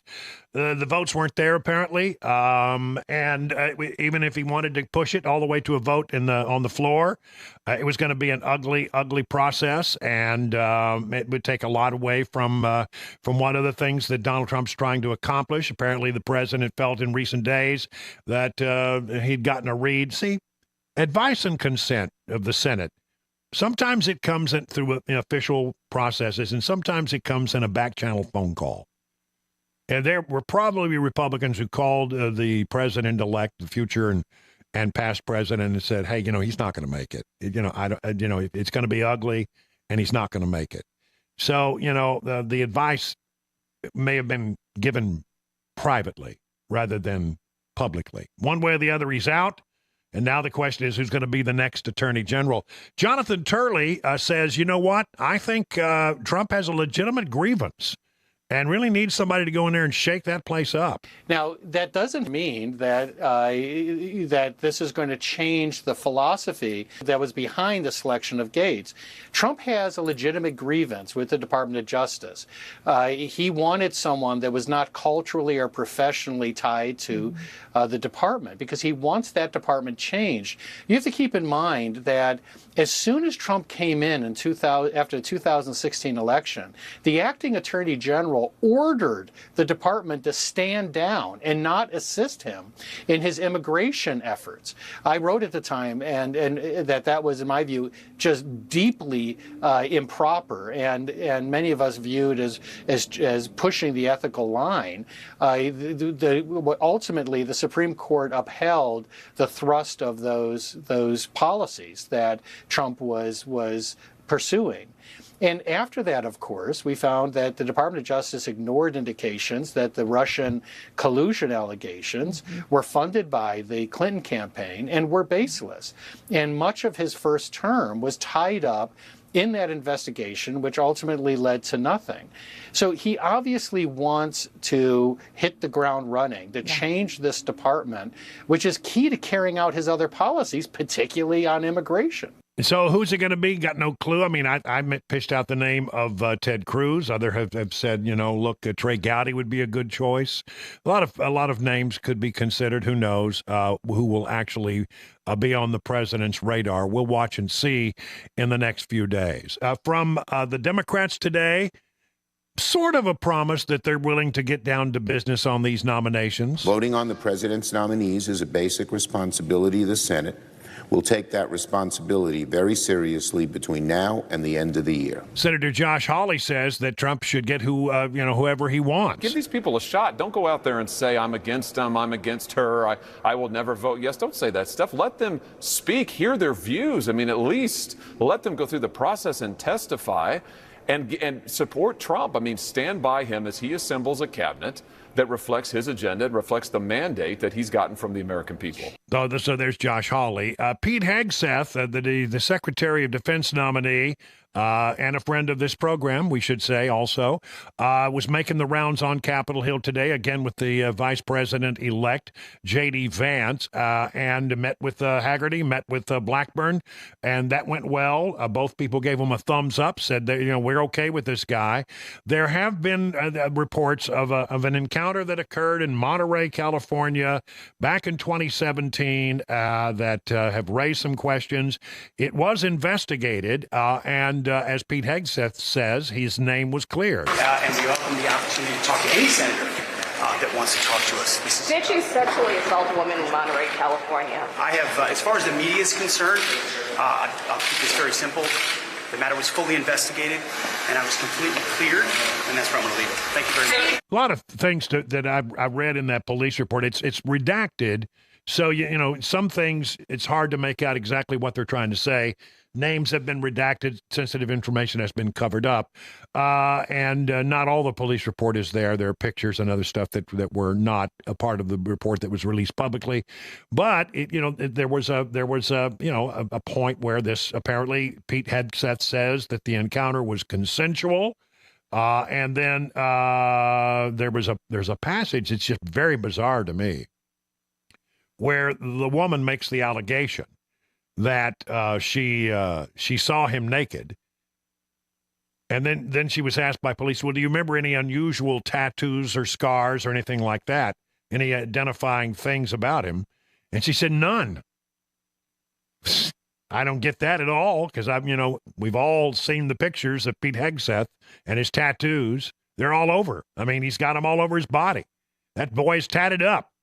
And so, I would go, how in the world could you have had sex with a man and not notice that he had all kinds of tattoos all over his body? I just didn't understand that. But one way or the other, it was investigated. Charges were not brought. The matter was resolved. And then I think as an attempt, there might have been an attempt at a civil suit in order to avoid that, a payment was made. Now, that doesn't mean that those are called no-fault agreements. In other words, I'm not admitting that I did anything wrong, but here, please take this money and go away because this would be very uncomfortable. And I don't want you to have to go through all that. So there you have it. I mean, I don't know what's going to happen with Pete Hegseth. My sense of it is much better chance than Matt Gaetz. And there are real questions about the allegations against him, which were fully investigated and no charges were brought. There wasn't a case there. Senator Mark Mullins met with Hegseth. I think he is very talented, and there's a reason why President Trump trusts him. I think as he goes through this process, you're going to hear more and more about the actual what took place, and you guys will find out that the guy's a solid individual. So there you go. I mean, these battles can get ugly. And I go all the way back. I think my first big confirmation battle was John Tower back in 1989. He was the last cabinet nominee who was actually voted down on the floor of the United States Senate, according to the research that I did. And it hasn't happened since. In the history of the United States, only 9 nominees have been turned down. 9. Because what normally happens is what happened with Matt Gaetz today. If it looks like the math is not there, and listen, the incoming vice president, he knows how to count votes in the Senate. There are a whole lot of people who probably came to and said, look, it's just not going to happen. The votes aren't there. So discretion is the better part of valor. Live to fight another day. What will Matt Gaetz do now? I don't know. But it's not unusual for this to happen where you have a nominee who washes out for one reason or another.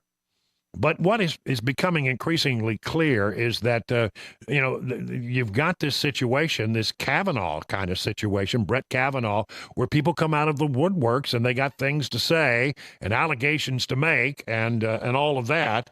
And so, it is sordid stuff. And I think we just need to toughen ourselves up and sort of look at it and try to come to a clear-eyed examination of the facts and what we think is the best course of action. I think that Pete Hegseth is immensely qualified for the job. I think Pete Hegseth is exactly what Donald Trump wants as a Secretary of Defense. I think Pete Hegseth will go in there and he'll clean up that Department of Defense, get it standing on its tippy toes, and make sure that everybody within the defense complex is focused on the main mission, which is making sure that the country is safe, making sure that the United States is safe. It's the number one mission of the Secretary of Defense and the President, quite frankly, and I think he's just the guy to do it. And to take away all of this nonsense where they've been focusing on anything other than the mission. Making what do we want our military to do? We want them to be badass. We want them to be able to go in there and crack heads and do whatever needs to be done to defend liberty. That's what we want. We want a mean, lean military force that can go out there and get it done. And Pete Hegseth is that kind of guy. So I think most people will come to that conclusion. We'll see how it all plays out. I know you got to go in and have these meetings. And when you have these meetings, you get a chance to explain yourself. I think anybody who has listened to Pete Hegseth on this program, when he would come on Wednesday afternoons, will be very well aware that Pete Hegseth can defend himself. He can express himself quite eloquently, and I think he will. And I think once he does that and answers all the questions, I think he will be confirmed. But we'll see. We'll see exactly how it plays out. 20 minutes now past the hour.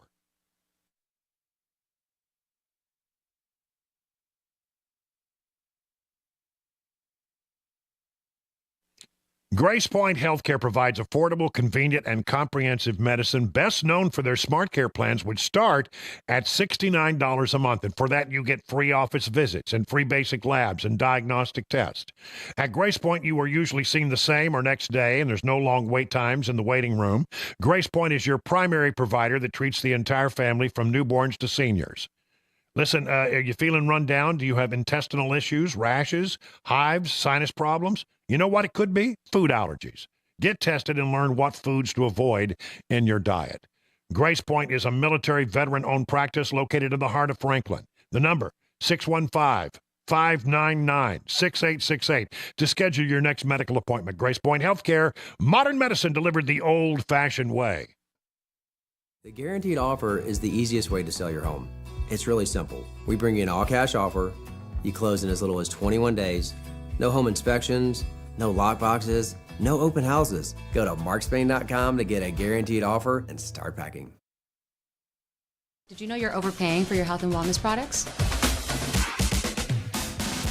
With over 20 company-owned brands offering its members vitamins, supplements, wellness, and skincare products, you're able to save up to 70% off retail. Members Nutrition can't change your life, but we can change the way you live.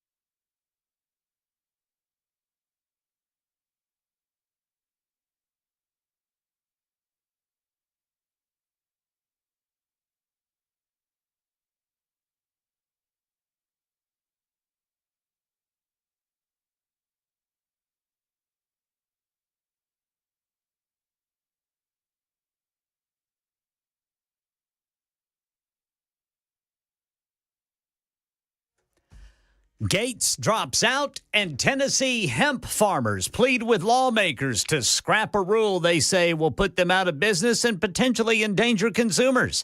These stories and more at 5:30 on Super Talk 99.7 WTN. Coming up in just a few moments, we'll get Ken Weaver and Chris Weber, and we will do the Three Amigos. It's our version of The View, I guess.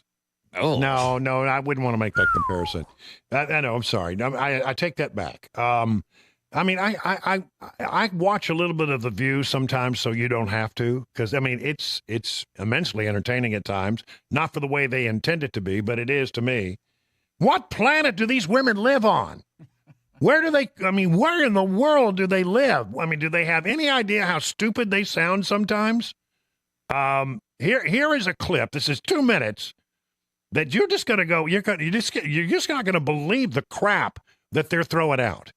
It's insane. People want us divided, and they aren't just here in this country. They're foreign adversaries who are infiltrating our social media because it is prudent for us to stay that way. So when you see something that really pisses you off, you should triple check that one. Yeah. But I think that that's why people like our show, because they know that we are checked by ABC News. Who, George Stephanopoulos? Yeah, you can trust us because ABC News backs us up. But we're checked by everybody. Yeah, I mean, if we're wrong, we have, the legal note here. A big point that she had to read a legal note from Legal about the whole Matt Gaetz situation just the day before. The human legal. But we went from Walter Cronkite. Basically to this guy, Joe Rogan, who believes in dragons. I checked it. He believes in dragons? He believes in dragons. Did you triple source that? Yes, I did. And he also thinks that dragons, like dinosaur type of animals, roamed the earth when people did.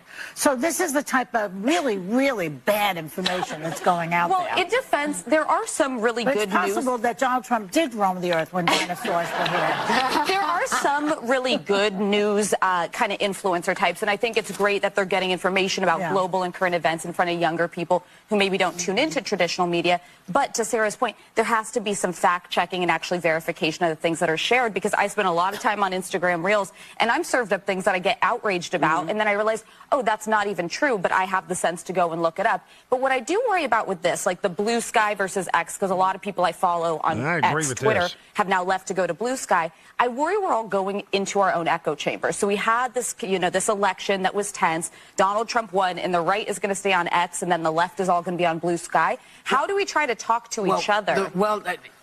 Unfortunately, I will have to say, the other side, I think, has driven people away because it's our fault. We've driven people away. Do they not understand about the nonsense that we've been hearing from the left during this Biden administration for all these years? No, that it's the right has driven people away. It's not just discourse. Yeah. It's nasty name calling and coming after your family. And have you been on the receiving end of some of the liberal nastiness? I know as a talk show host, I have. I'm going to do this to you, and I don't think anyone should have to take that from anybody if they don't have to. Yeah. Well, so I'm not, and I think a lot of and of course the applause light comes on, so everybody knows they're supposed to applaud. Who also are getting that because they have opinions that may differ from what is being said. They're moving as well because and I know why also because Here we go. As I believe, Elon Musk is the actual vice president.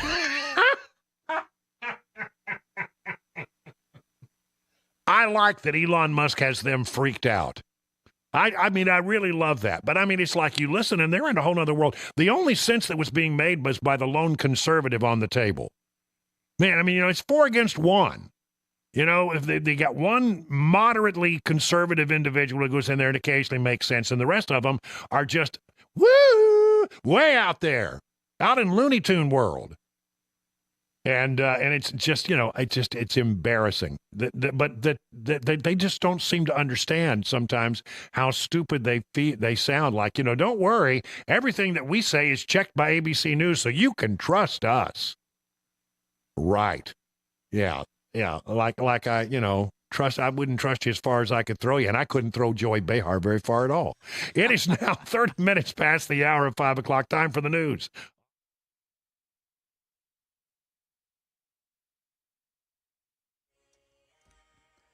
I'm Ken Weaver with your top stories. Got the full forecast and traffic in 5 minutes. Former Congressman Matt Gaetz has withdrawn his name from consideration to be President-elect Trump's Attorney General. Gaetz is facing allegations of sexual misconduct and drug use, but has denied any wrongdoing, and he's never been charged. Gaetz wrote in a post on the social media platform X, "While the momentum was strong, it is clear that my confirmation was unfairly becoming a distraction to the critical work of the Trump-Vance transition. There is no time to waste on a needlessly protracted Washington scuffle. Here's ABC News White House correspondent Karen Travers. President-elect Trump wrote on his Truth Social account that he greatly appreciates the efforts of Matt Gaetz to try and get confirmed as Attorney General. Trump writing, quote, he was doing very well, but at the same time did not want to be a distraction for the administration, for which he has much respect. A spokesperson for the Trump transition, Caroline Leavitt, said in a statement that Trump will announce a new nominee for Attorney General soon. Right now in Middle Tennessee, News 2 says hemp growers testified in front of state lawmakers yesterday, asked them to rework a rule they fear will put them out of business and put consumers potentially in dangerous situations. What do people do with the flower? They smoke it, okay? We can't stop them from doing that. If we take this off the counter and don't regulate it and tax it, they're going to go to the black market or take their business across state lines. Well, lawmakers debated for hours, but ultimately determined they can't get rid of the single rule and keep the others, which the industry does support, such as testing, licensing, and labeling. So the plan now is to wait until the legislative session to make changes. By then, this rule pertaining to the flower that grower was talking about will have already gone into effect. And right now in Middle Tennessee, the Wilson County School Board preparing a vote tonight on a social media policy on employees' usage. It also pertains to personal websites. Employees will be asked not to use social media or websites for work-related reasons and to not share confidential information. Also discouraging employees to socialize with students on these platforms. Employees face punishment for the violations, including termination. That meeting starts in half an hour. And that's the latest news. Traffic and weather next. I'm Ken Weaver, WTN News.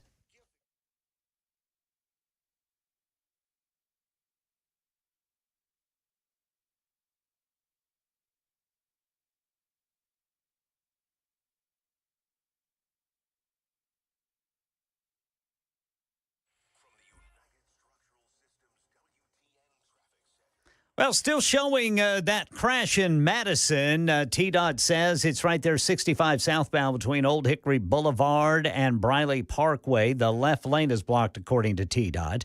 Then trying to get out of downtown south of Madison, you got the usual slowdowns, but it is especially heavy, the west and south loop going eastbound.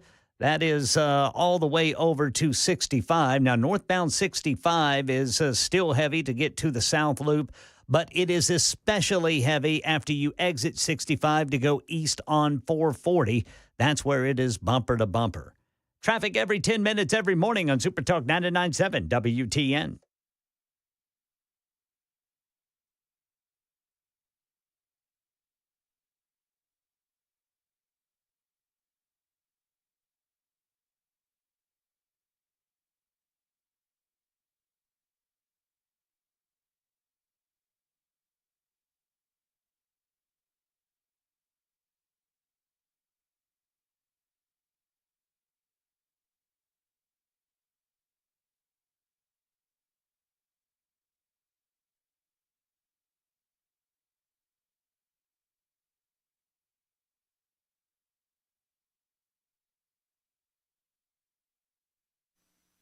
Say, are relatives coming to your house for Thanksgiving? Let Busy Bee help by ensuring that your home is in-law and relative ready. And now, Busy Bee has a number of what we call SEER, 1 1/2 to 3 ton split heat pumps for residential unit replacements only, $6,995. Includes labor, equipment, material, and warranty. This system offers a great balance of energy efficiency, performance, and year-round comfort for residential unit replacement. How about $750 off the cost of an upright tanked water heater with a circulation kit or a 3-package upgrade for air duct cleaning? Here's the basic concept. You buy, for example, a basic air duct cleaning, and they upgrade to the next level for absolutely no extra charge. Lastly, give a free Beehive membership to one of your in-laws. You must currently have a Beehive membership to qualify for the additional free Beehive membership for your in-laws, because Busy Bee is all about bringing families together. For satisfaction guaranteed, call Busy Bee HVAC, your Rude Pro partner, 775-7833, or visit busybeehvac.com. The guaranteed offer is the easiest way to sell your home. It's really simple. We bring you an all-cash offer. You close in as little as 21 days. No home inspections, no lockboxes, no open houses. Go to markspain.com to get a guaranteed offer and start packing.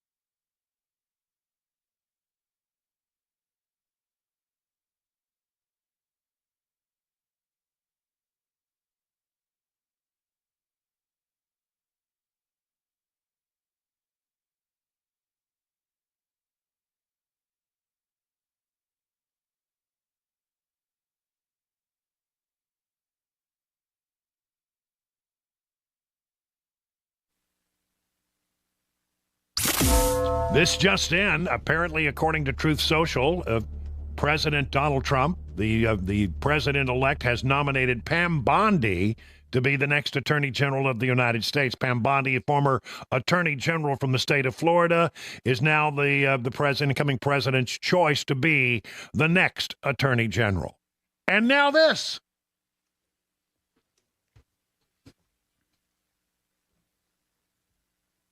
That means it's time for the Three Amigos. That's right, the Three Amigos. Amigo number one is Ken Weaver in the newsroom. Good afternoon, Ken. Good afternoon, boys. Yes. And then we have Chris Weber in the control room pushing the blinky buttons. He's Amigo number two.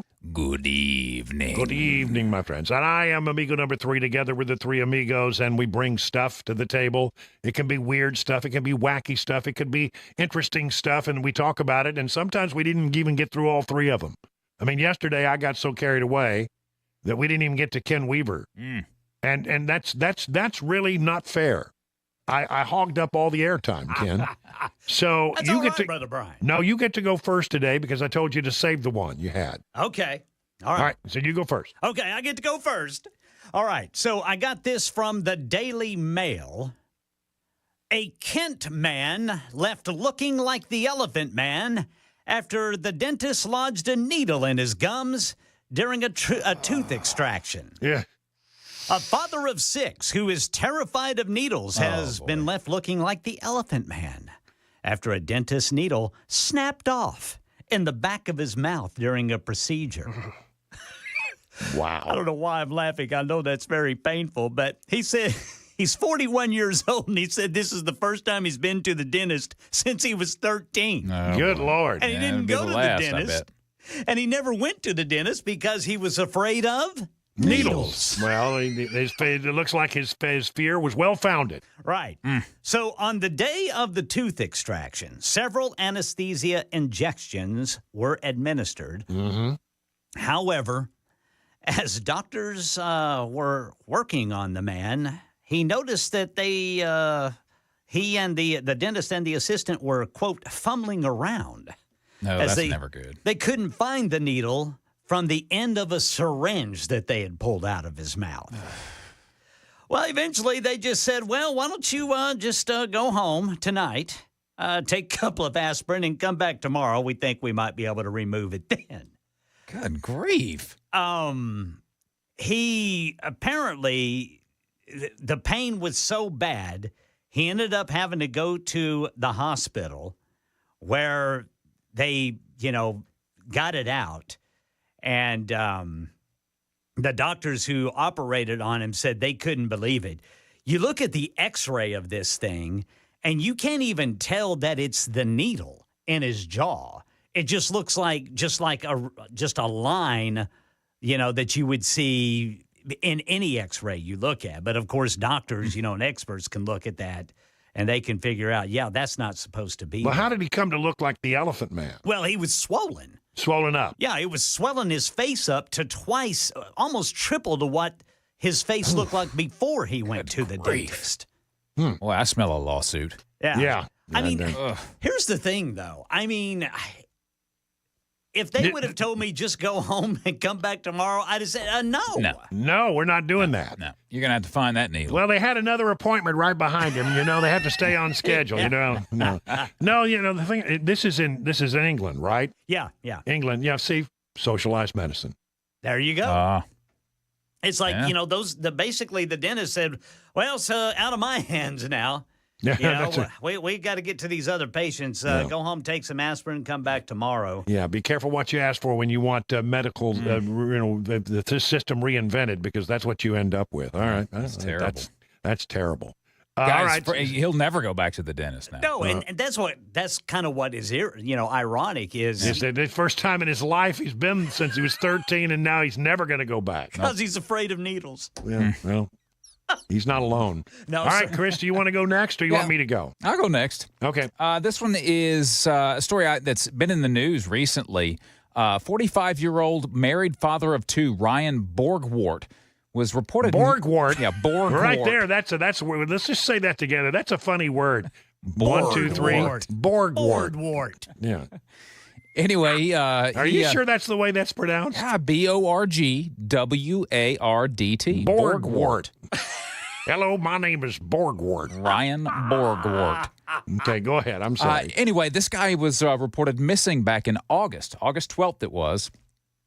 So local officials started doing a search for this father, and they found a capsized kayak and the man's vehicle and trailer parked in a local county park.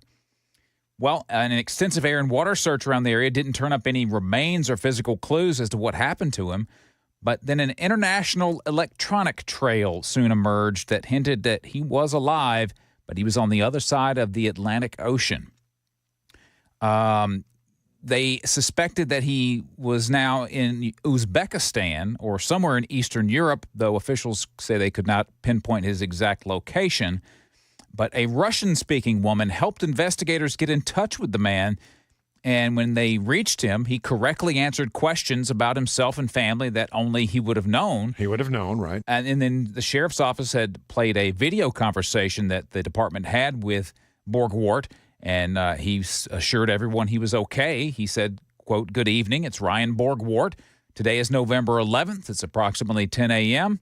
I'm in my apartment. I am safe, secure, no problem." Well, so what do you think happened here? As investigators then uncovered that he had opened a foreign bank account, changed his email address, and was in communication with a woman from Uzbekistan, and then his passport was run by Canadian law enforcement on August 13th, just a day after the day he went missing. Apparently, this guy went out onto this lake, he dumped his phone in the water, then used a child-sized inflatable boat to get back to shore. He left an electric bike on shore that he rode to Madison, Wisconsin, which was a nearby city, and then boarded a bus to Detroit, and then crossed into Canada and eventually onto an airplane where he flew to Eastern Europe. Why? Sheriff's offices did not go into detail about what issues that he might have been facing in the U.S. to prompt his strange move, but they said that in our communications, we are expressing the importance of his decision to return home and clean up the mess that he'd created. But this guy did not leave his family high and dry, apparently, because he did take out a life insurance policy on himself so that would take care of his family. I guess this guy just wanted to start a new life. In Uzbekistan. Well, of all the places in the world to start a new life, I don't think that's where I would head. That's very strange. Yeah. But officials are not saying that he will face charges. They just want him to come home and clean up his messes. Yeah, I bet that's what they're going to do. There won't be any life insurance if he's not dead. Yeah, you can kiss that goodbye. Kiss that goodbye. All right. Anyway. Well, mine has to do with Egypt. Because, we all need to walk like an Egyptian. Oh, crap. I messed. Oh, there we go. Tight. That was tight, Chris. I hit the wrong button. I always love this song. Well, anyway, a paraglider, a professor at the University of South Florida analyzed a 2,000-year-old Egyptian mug and discovered that the ancient object once held a psychedelic concoction used in a magical ritual. This is a mug that was studied. It's called an Egyptian Bes mug, B-E-S, donated to the Tampa Museum of Art in 1984. Walk like an Egyptian. The mug is one of few still in existence, so they did some DNA analysis of what was inside the mug. There was still some residue in the mug. Yeah, 2,000-year-old mug. First of all, what mug survives 2,000 years? Must have been some quality stuff. I'm telling you, mugs break, especially these old clay mugs, right? I bet that wasn't made in China. No, it was made in Egypt. So apparently, Bes worshippers were ancient Egyptian newlyweds, and this was some kind of thing they did to the god of fertility and childbirth for newlyweds. An advanced DNA and chemical analysis found that the vase contained what is described as a cocktail of different components: an alcoholic base, honey and royal jelly, sesame seeds, pine nuts, or oil to give it flavor, maybe some pine or licorice. Ugh. And it includes in the mix were several medicinal and psychotropic substances, including Assyrian rue, blue water lily, and cleome species.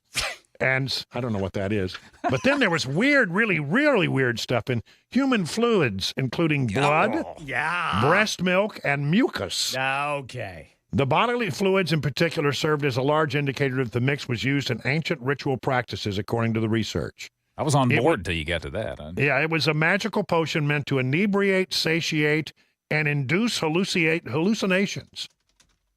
The first of its kind finding provides physical evidence that mirrors written records and myths about ancient Egyptian rituals. They believed the psychotropic substances were used for incubation rituals connected with the cult of Bes. They were where people sleep in a sacred space to receive a dream from a deity that may provide healing or an oracle. Some wild folks, man. Yeah. The dreams were triggered by drugs dispensed by the priests.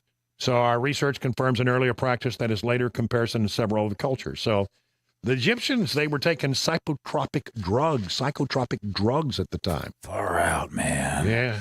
That's why they walk like Egyptians in that weird way with their arms, stuck out like it. I found Walk like an Egyptian. Found an old Grateful Dead album sleeve laying in the corner.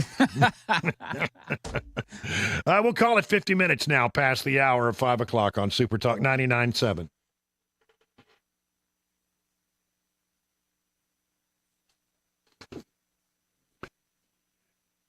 Restoration Wellness is a leader in advanced therapy treatments for arthrosis and chronic pain in Middle Tennessee. You see, chronic pain affects 20% of all adults in the United States. And chronic pain increases with age, affecting nearly 50% of adults over the age of 65. Restoration Wellness has the newest technology in joint injections, a minimally invasive treatment to relieve pain without needing surgery. Restoration Wellness joint injection treatments can help relieve anything from shoulder pain, hip, knee pain, everything in between. They put together personalized treatment plans specific to your needs.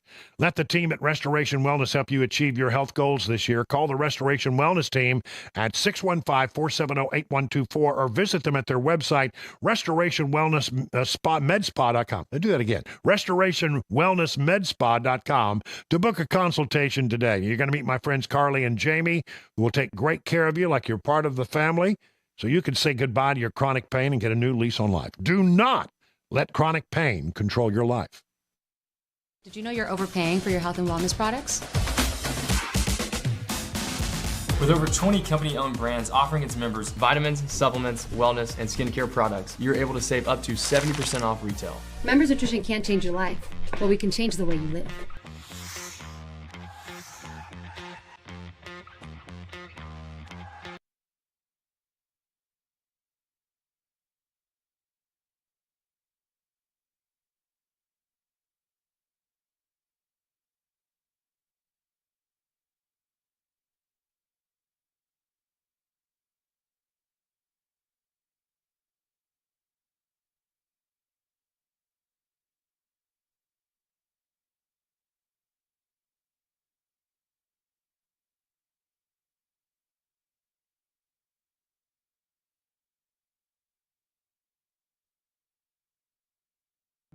Hey, what's up, guys? It's Matt Murphy in the middle of downtown Franklin, Tennessee. We've talked so much about Savory Spice. I thought, why not show you the place? So let's go on in and see what's popping at Savory Spice. As I've always said, you will smell the spices even before you walk in. I can smell them right here in the doorway. Come on in and let's introduce you to the one and only Holly, who is the owner and proprietor of Savory Spice. Say hey, Holly. Hello, everyone. Now, enough about Holly. Let's talk about spicy and easy products like the incredible taco soup, which, as I said, you put this in a crock pot, you put all the ingredients that it tells you to buy right there, you put the spices in, and it's so easy. So if you don't know what you're doing around the kitchen, it's a perfect way to find your way around the kitchen, as is the Mediterranean dill risotto. Now, for the holidays, pumpkin pie spice. What doesn't it have, Holly? Pumpkin. It doesn't have any pumpkin in it. That's a fun fact for all of you kids out there. Now, if you stop by Savory Spice, either in the Franklin location or at L&L Market, you can get yourself a sample of the dill dip, which is my absolute favorite. Just tell them Matt Murphy sent you to Savory Spice with purchase now. So come by Franklin or L&L Market in Nashville and come see Holly and the entire crew at Savory Spice.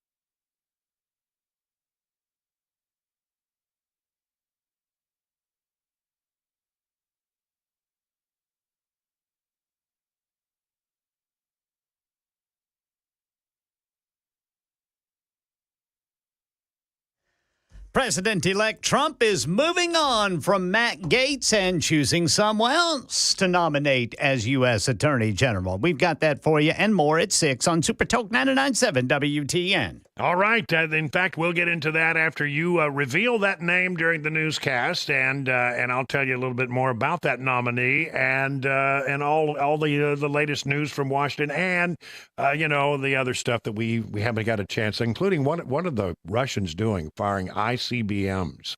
That's a very concerning new development. Firing our ICBMs into Ukraine. That means that what they're sending a message. What is that message? I'll explain coming up in the next hour. It is now 56 minutes past the hour of 5 o'clock on Super Talk 99.7.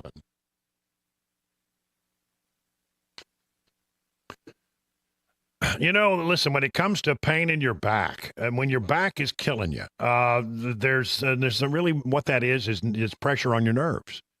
And there's only a couple of things you can do in most cases to solve the problem of pressure on your nerves. One is you can undergo some kind of surgery, or you can go through non-invasive spinal decompression.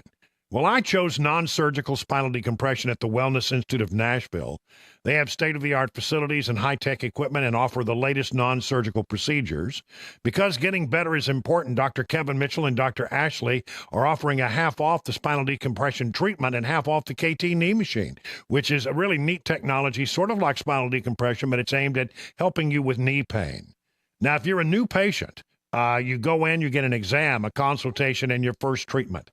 And all of that will only cost you $23. Then remember, going forward, half off of the non-surgical spinal decompression. I'm Brian Wilson, and I put my stamp of approval on the Wellness Institute of Nashville. So call them today at 615-246-5009. Learn more at painisbad.com.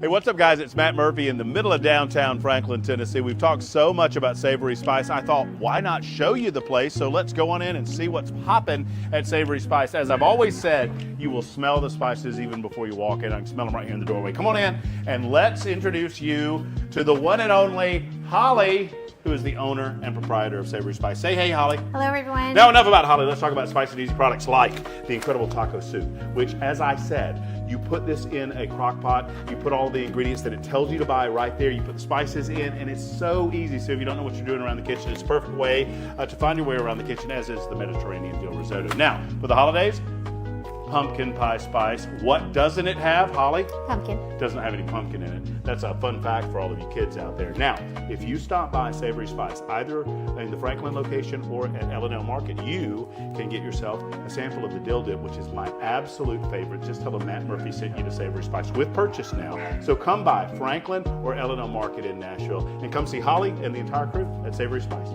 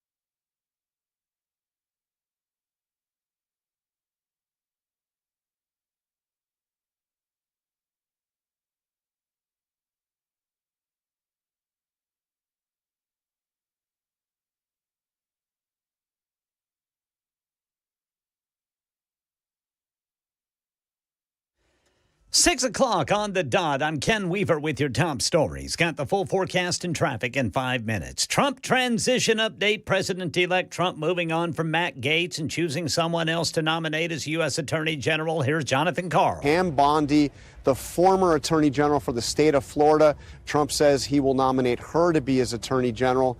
Pam Bondi is somebody who has been part of Trump's inner circle for a long time. In fact, one of his defense lawyers in his first impeachment trial. Now she is his choice to be Attorney General. Pam Bondi, the first female to have been elected Florida Attorney General. As for Gates, he was facing scrutiny over allegations of sexual misconduct and illicit drug use and withdrew his name from consideration this morning. ABC's Catherine Falders is in West Palm Beach. I'm told also that Gates did phone the president-elect late this morning, obviously informing him of his decision. But, of course, informing him of the decision came as Trump behind the scenes grew quite frustrated with what he continued to learn from this new public reporting about Gates. So in Trump's statement, he says that Gates didn't want to be a distraction for the administration. He says he wishes him well, but it is quite a shocking development, and it does beg the question as to what's next. Well, the Illinois Supreme Court today overturned the conviction of former Empire TV star Jussie Smollett for lying about a hate crime. Smollett paid a $10,000 bond and performed community service in a deal with prosecutors after he lied about being the victim of a 2019 racist and homophobic attack in Chicago. But a special prosecutor appointed the next year charged Smollett all over again, and he was convicted of faking the attack in 2021. ABC senior investigative correspondent Aaron Katersky reports Smollett's attorneys appealed that conviction, arguing he had been punished for the same crime twice. It's a unanimous opinion with two of the judges abstaining from it. And the justices said they know that the resolution of the case was unsatisfying before, but they say, two wrongs don't make a right. Thanksgiving dinner is going to be easier on your wallet again this year. The American Farm Bureau Federation's annual survey out just as you are making your grocery list. Michelle Franzen has more. Signs inflation continues to cool. As you gather around the table this Thanksgiving, your eyes may be bigger than your stomach, but the price tag of this year's feast has gone down compared to last year. The American Farm Bureau Federation's annual survey shows turkey and all the trimmings for 10 people will cost $58.08. That's down 5% from last year and the second straight year of price drops. But the cost for a Thanksgiving dinner is still higher than it was pre-pandemic. That is the latest news. Traffic and weather next. I'm Ken Weaver, WTN News.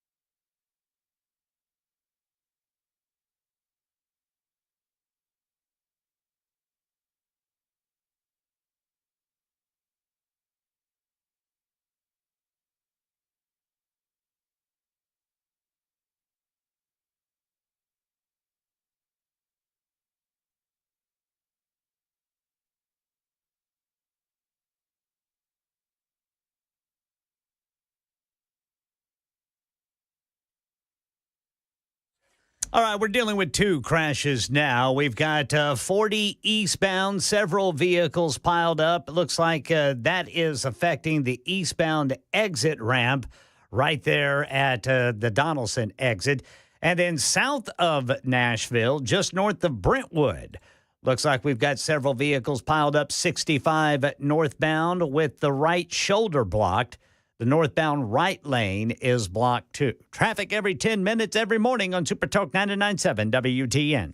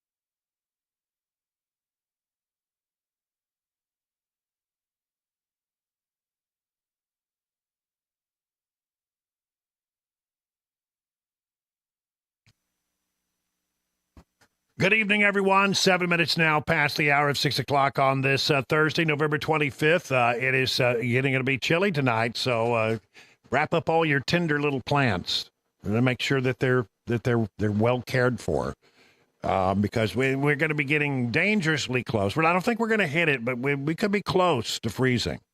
We'll see how it all looks. We've had news in the last few minutes. President-elect Trump has announced his new pick for U.S. Attorney General. This after Matt Gaetz has withdrawn his nomination. That was the big news this morning and throughout the day. They wasted little time in picking another nominee. You know, I mean, when you go through this process, you have all these different folders laying around about people who might be good choices, and so all he had to do was pick up the folders and say, well, what about those other people we considered? Who might be our best choice after Matt Gaetz? And so Matt Gaetz is out. By the way, CNN is reporting. This is weird. I've never heard of this happening, but they're suggesting that there might be a pathway for Matt Gaetz to hold on to his House seat. Now that would be something. Basically, I thought he resigned. But CNN is saying that in the careful way that his statement was released about him leaving the House, it might entirely be possible for him to hold on to that seat. We'll see what happens there. That's the only place I've seen that, but I just mentioned it in passing. Pam Bondi, former Florida Attorney General. President Trump announced Thursday evening that he's nominating a former Attorney General of Florida as the next Attorney General of the United States. Replacing Matt Gaetz, Pam was a prosecutor for nearly 20 years, where she was very tough on violent criminals and made the streets safe for Florida families, Trump wrote in his announcement. Then, as Florida's first female attorney general, she worked to stop the trafficking of deadly drugs, reduce the tragedy of fentanyl overdose deaths, which have destroyed many families across our country. She did such an incredible job that I asked her to serve our opioid and drug abuse commissioner during my first term. We saved many lives. For too long, the partisan Department of Justice has been weaponized against me and other Republicans. Not anymore. Pam will refocus the DOJ to its intended purpose of fighting crime and making America safe again. I've known Pam for many years. She is smart and tough and is an America First fighter who will do a terrific job as Attorney General. So there you have that. Pam Bondi, former Attorney General of the state of Florida, now being tapped by President-elect Trump to be the next Attorney General of these United States. That announcement made within the last hour by the president on Truth Social. So, Matt Gaetz is out. They didn't waste any time. They in a situation like this, I mean, they probably had two or three good candidates, and he decided to go with Matt Gaetz. And when Matt Gaetz washes out, then all they had to do was pick up the files, make another quick decision. He'd already considered Pam Bondi, and so apparently this is now his choice. I remember Pam Bondi, she was a very high-profile attorney general in the state of Florida, and had been served in that capacity for quite some time. I can't, at least initially, my first blush reaction is no problems getting that one through. That confirmation battle won't be much of a battle, I don't think. I think most people will sign off on it up on Capitol Hill pretty easily. So really, did you want to waste all of your political capital on Matt Gaetz? At some point, you got to realize it's not worth it, and I think that's the conclusion. And the other thing about Matt Gaetz is, he says, "Well, I'm withdrawing because I feel like I don't want to be a distraction." How much of that is Matt Gaetz being, noble? Oh, I'm going to bow out because I don't want to cause President Trump any trouble. And how much of that is just, for public consumption? Could it have been that, look, Donald Trump and Matt Gaetz got on the phone, had a heart-to-heart and said, Matt, I don't think it's going to happen. This is becoming a distraction. I need you to, to diplomatically bow out. You see, a lot of these official statements that come out, well, you know what they are. They're, it's all done to save face. And, when people leave and they say sometimes, I want to spend more time with my family, sometimes maybe that really is true. Sometimes it's just a nice way to get out of the way when things are getting difficult. So Matt Gaetz is gone. Pam Bondi is the next selection. I don't see any problem there. The ones to watch now, the confirmation battles that will be looming would be Pete Hegseth and Tulsi Gabbard. Those are the ones that are drawing the most heat. We've talked about them extensively on the show earlier, so I won't revisit that conversation, except to say that I think both of them can get through. But it depends on how those meetings go, those closed-door meetings with Senator. What they do is they send them up there. The first thing that they do is they meet with the senators on the committee, both Republican and Democrats. And then what you do is you go in there prepared to answer any questions, alleviate any concerns. You get ask certain questions, and there you go. So that process starts with the committees. Then, but by the time you get to the vote, you want to meet with all 100 senators at least briefly, and so I think that that will take place. And so can they alleviate the concerns that some might have, and can they get 50 votes and then have the vice president come in and break the tie? That's the bare minimum. You got to get 50 votes. Republicans will hold 54 seats in the Senate. They can afford to have 4 defections. So if it's a 50-50 tie, the vice president comes in and breaks the tie. So you can afford to lose 4 votes, and if you can get at least 50, you're going to be okay. So we'll see how that all plays out. I think actually, the more I think about it, I think Matt Gaetz drew a lot of attention, drew a lot of heat, and maybe that was enough to get it out of the system. And we'll see exactly what happens next. Maybe these others will cruise on through. But I'm telling you, it is an interesting process. I wish I had a nickel for every confirmation hearing that I have attended over the course of my career.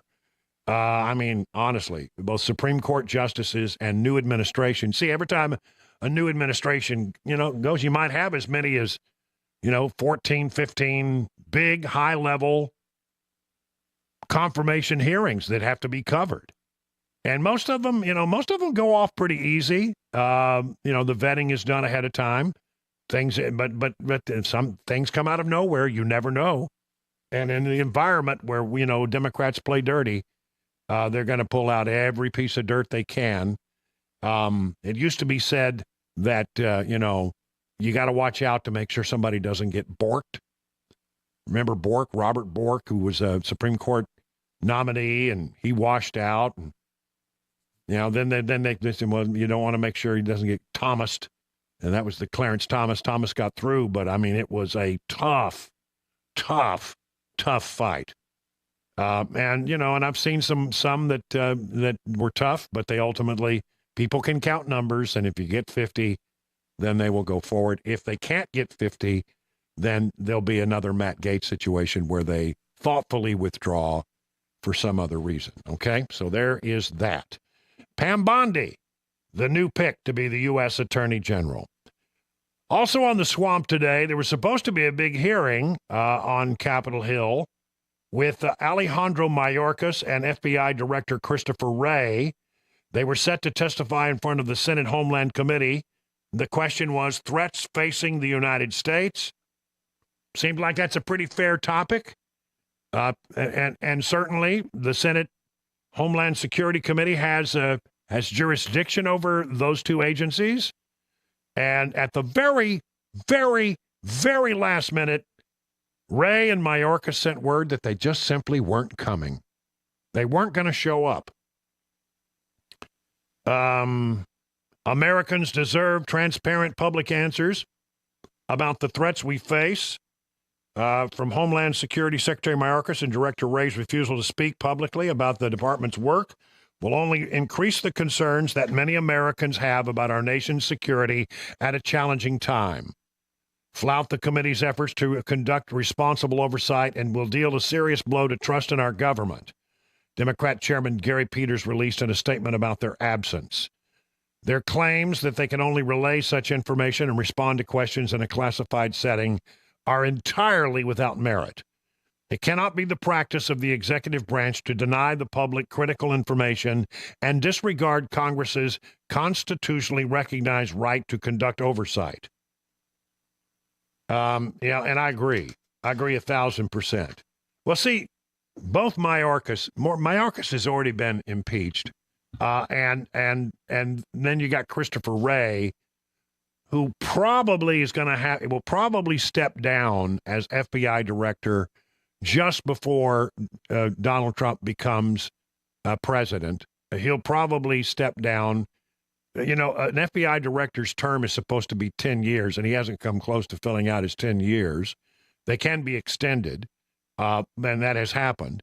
But I don't get the sense that Wray feels like he's going to be around very long when Donald Trump takes office. So rather than be fired summarily, he'll probably tender his resignation, talk about how he wants to spend more time with his family, all that stuff. And so I think they're probably both of these guys don't feel like there's any percentage in showing up. But it's really wrong when you're in charge of an agency and the question is, are we safe as Americans? And there are legitimate questions to be asked about that, given where we are in the world today and what we've done on the southern border. And I think both men, had the obligation to show up, but they didn't, and they won't. And you're going to find a lot of that between now and January 20th. Again, this is a weird time we're in. When you think back on it, I think we should revisit the time between when an election is held and when a new president takes office. You know why we have this big gap is because there was a time and a place when it took you months to get across the country. If you were a senator from let's say some state out west, it would take you a long time to get back, and that's where these dates got set. But, why do we have such a large gap anymore when you can get from one end of the country to the other in no more than 3.5, 4 hours? I mean, come on. The times have changed, as they say. And I think lame duck governments are not good for our country. I really believe that. I think that, a lot of harm can be done in that time between when a president knows he's leaving office and the new president comes in. It's far too long. Now, you do need time to, a little bit of time to sort of come together and say, well, here's who I want in my cabinet, and that takes a month or so. But, I mean, honestly, do we really need to go from November 5th all the way to January 20th as a period of transition? It's a chaotic time, and a lot of things can fall through the crack as people are packing up their boxes to leave, and new people are getting ready to come in. And there's a run-up of time where the new people have to learn, the ropes and find out where the bathroom is, and and get the key to the executive restroom, etc. So I just don't know that we need that big long gap anymore.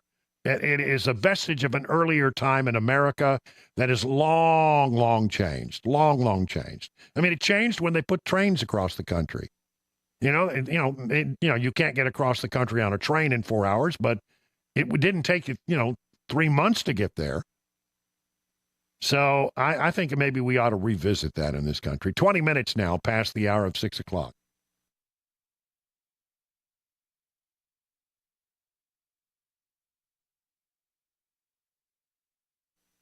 Have you heard about the item Costco keeps running out of? Gold bars. They just can't keep them in stock. Gold's breathtaking surge this year to repeated records has a lot of people, buying gold. It's flying off the shelves at Costco. But gold is not one of the only best performing. It's not only one of the best performing commodities. It also is outperforming other assets in many cases. The surge has been driven by its appeal as a safe haven asset in times of geopolitical and economic uncertainty.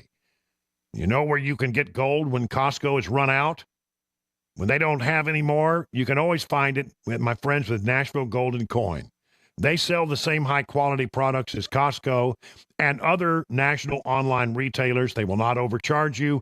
And as a bonus, you'll be supporting a locally owned business. Kyle and Hannah are true experts, and you can count on top-of-the-line personalized customer service. Nashville Gold & Coin, the best place to buy gold in Middle Tennessee. You'll be dealing with experts instead of some random store clerks with zero knowledge about precious metals. I mean, last week they were working over in produce. Make an appointment today with Nashville Gold & Coin. Go to NashvilleGoldandCoin.com.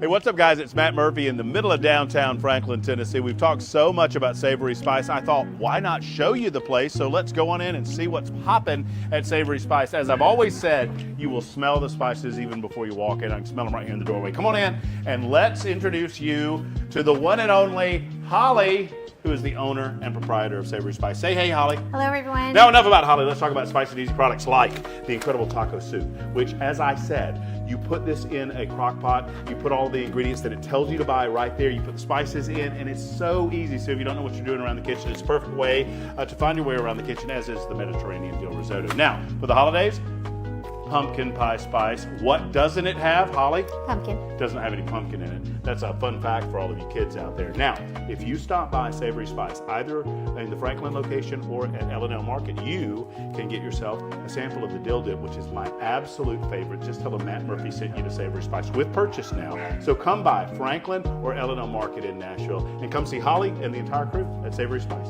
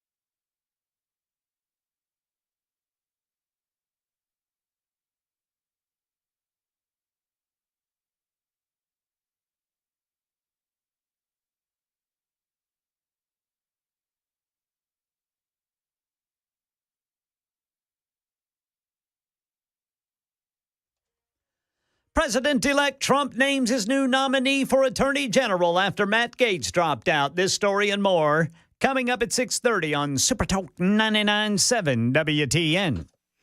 It is 25 minutes now past the hour. You know, the other one that's out there is that hasn't been filled yet, and it's one of the big agencies. That's the Secretary of the Treasury Department. And there is a rumor, there's a rumble, there's a buzz that one of the people being considered is Bill Hagerty, senator here from the great state of Tennessee, the junior senator. And I think he'd make a totally great Secretary of Treasury. But, you know, if he gets chosen, will he be confirmed? Yeah, I think he would be confirmed, I think, pretty easily.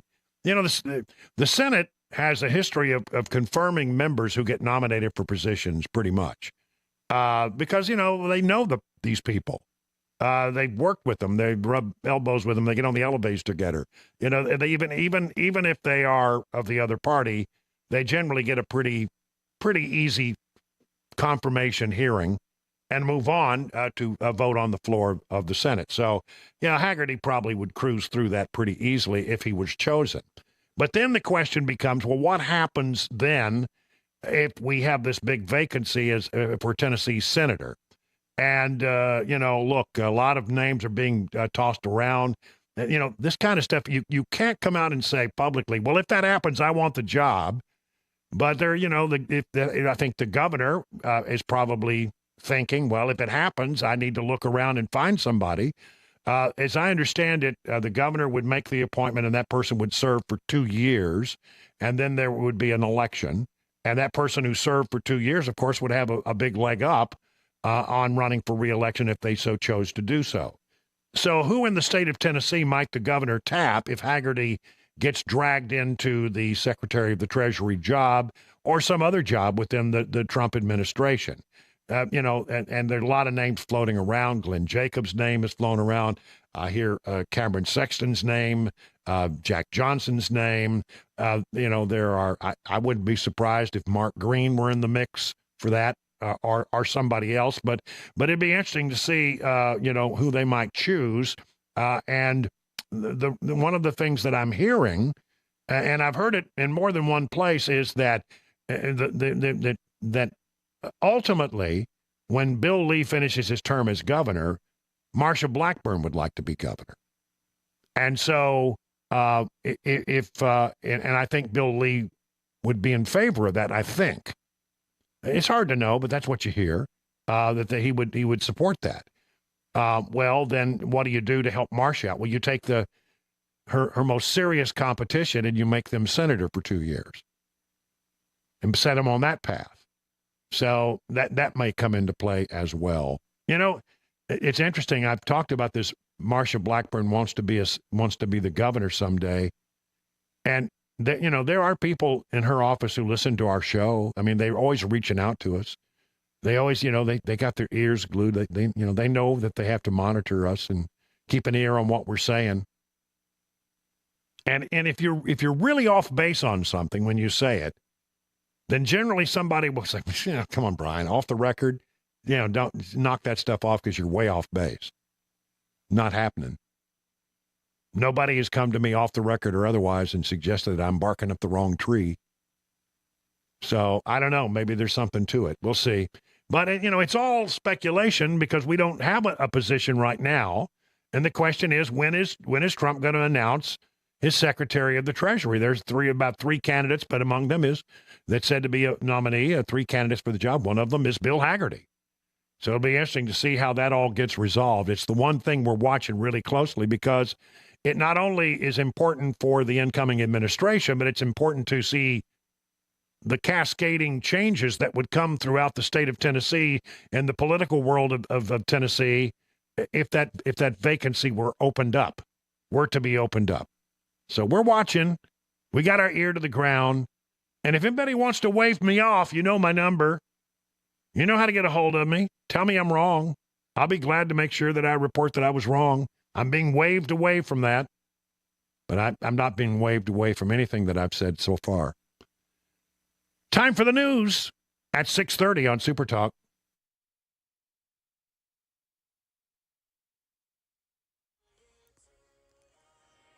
I'm Ken Weaver with your top stories. Full forecast and traffic in 5 minutes. Yeah, President-elect Trump moving on from Matt Gaetz and nominating someone else to be U.S. Attorney General. Pam Bondi, the former Attorney General from the state of Florida. Bondi is somebody who has been a part of Trump's inner circle for a long time. In fact, one of his defense lawyers in his first impeachment trial. Now she is his choice to be Attorney General. We go here in Nashville addressing Tuesday's deadly shooting at the downtown bus station. Today's meeting started with a moment of silence and then the following statement. The violence is inexcusable. We all know that, though, right? There are no words that can adequately speak to the value of human life. Here at MTA We Go, the safety of our passengers, drivers, and staff is paramount. Well, they ended up renewing a contract to keep off-duty cops at the downtown location on top of regular duty officers who patrol the central station. Money news, here is Michelle Franzen. A day later, and NVIDIA's earnings report is still weighing on investors. The chip maker beat profit expectations, but is forecasting its slowest revenue growth in 7 quarters on supply chain concerns. On the other side of tech, Google parent company Alphabet tumbled on news that the Justice Department wants a judge to force a sale of the Chrome browser. The Dow added 462 points, the Nasdaq grew 6, and the S&P gained 32. Nearly 90% of the stocks in the S&P rose, with gains even bigger among smaller companies. The Russell 2000 index of smaller stocks jumped a market-leading 1.9%. Bitcoin surpassed $99,000 for the first time before falling back. It got a boost after Securities and Exchange Commission Chair Gary Gensler said he'd step down in January. Gensler has pushed for more protections for crypto investors. That's the latest news. Traffic and weather next. I'm Ken Weaver, WTN News.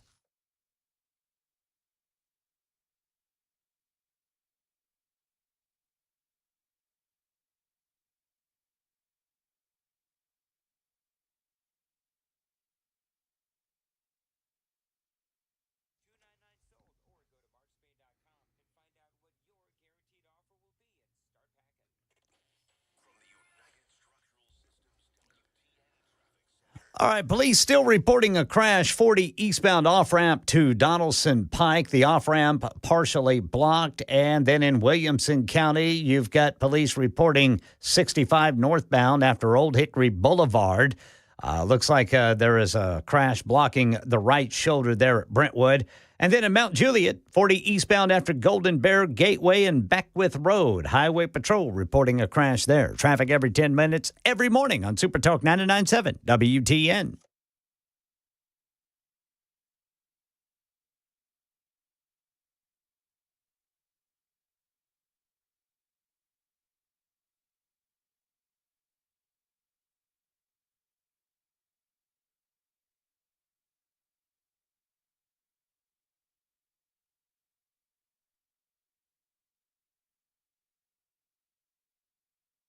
The guaranteed offer is the easiest way to sell your home.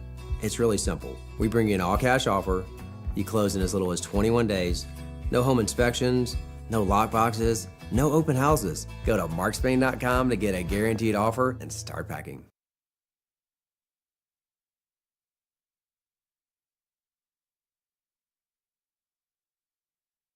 Hey, what's up, guys? It's Matt Murphy in the middle of downtown Franklin, Tennessee. We've talked so much about Savory Spice. I thought, why not show you the place? So let's go on in and see what's popping at Savory Spice. As I've always said, you will smell the spices even before you walk in. I can smell them right here in the doorway. Come on in and let's introduce you to the one and only Holly, who is the owner and proprietor of Savory Spice. Say hey, Holly. Hello, everyone. Now, enough about Holly. Let's talk about spicy and easy products like the incredible taco soup, which, as I said, you put this in a crock pot, you put all the ingredients that it tells you to buy right there, you put the spices in, and it's so easy. So if you don't know what you're doing around the kitchen, it's a perfect way to find your way around the kitchen, as is the Mediterranean dill risotto. Now, for the holidays, pumpkin pie spice. What doesn't it have, Holly? Pumpkin. Doesn't have any pumpkin in it. That's a fun fact for all of you kids out there. Now, if you stop by Savory Spice, either in the Franklin location or at L&L Market, you can get yourself a sample of the dill dip, which is my absolute favorite. Just tell them Matt Murphy sent you to Savory Spice with purchase now. So come by Franklin or L&L Market in Nashville and come see Holly and the entire crew at Savory Spice.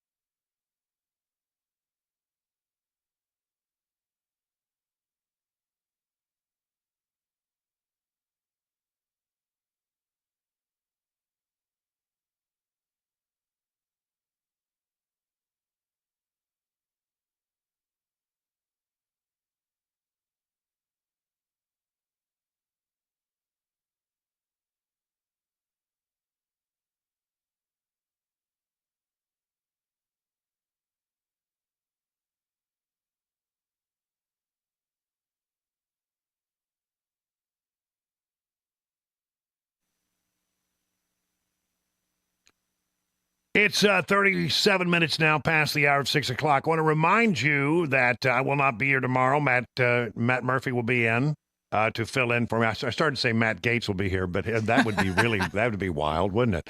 No, Matt Murphy will be filling in tomorrow, and so he's going to be filling in on Mondays and Fridays, so I'm not working Mondays and Fridays, but I will be working next Monday.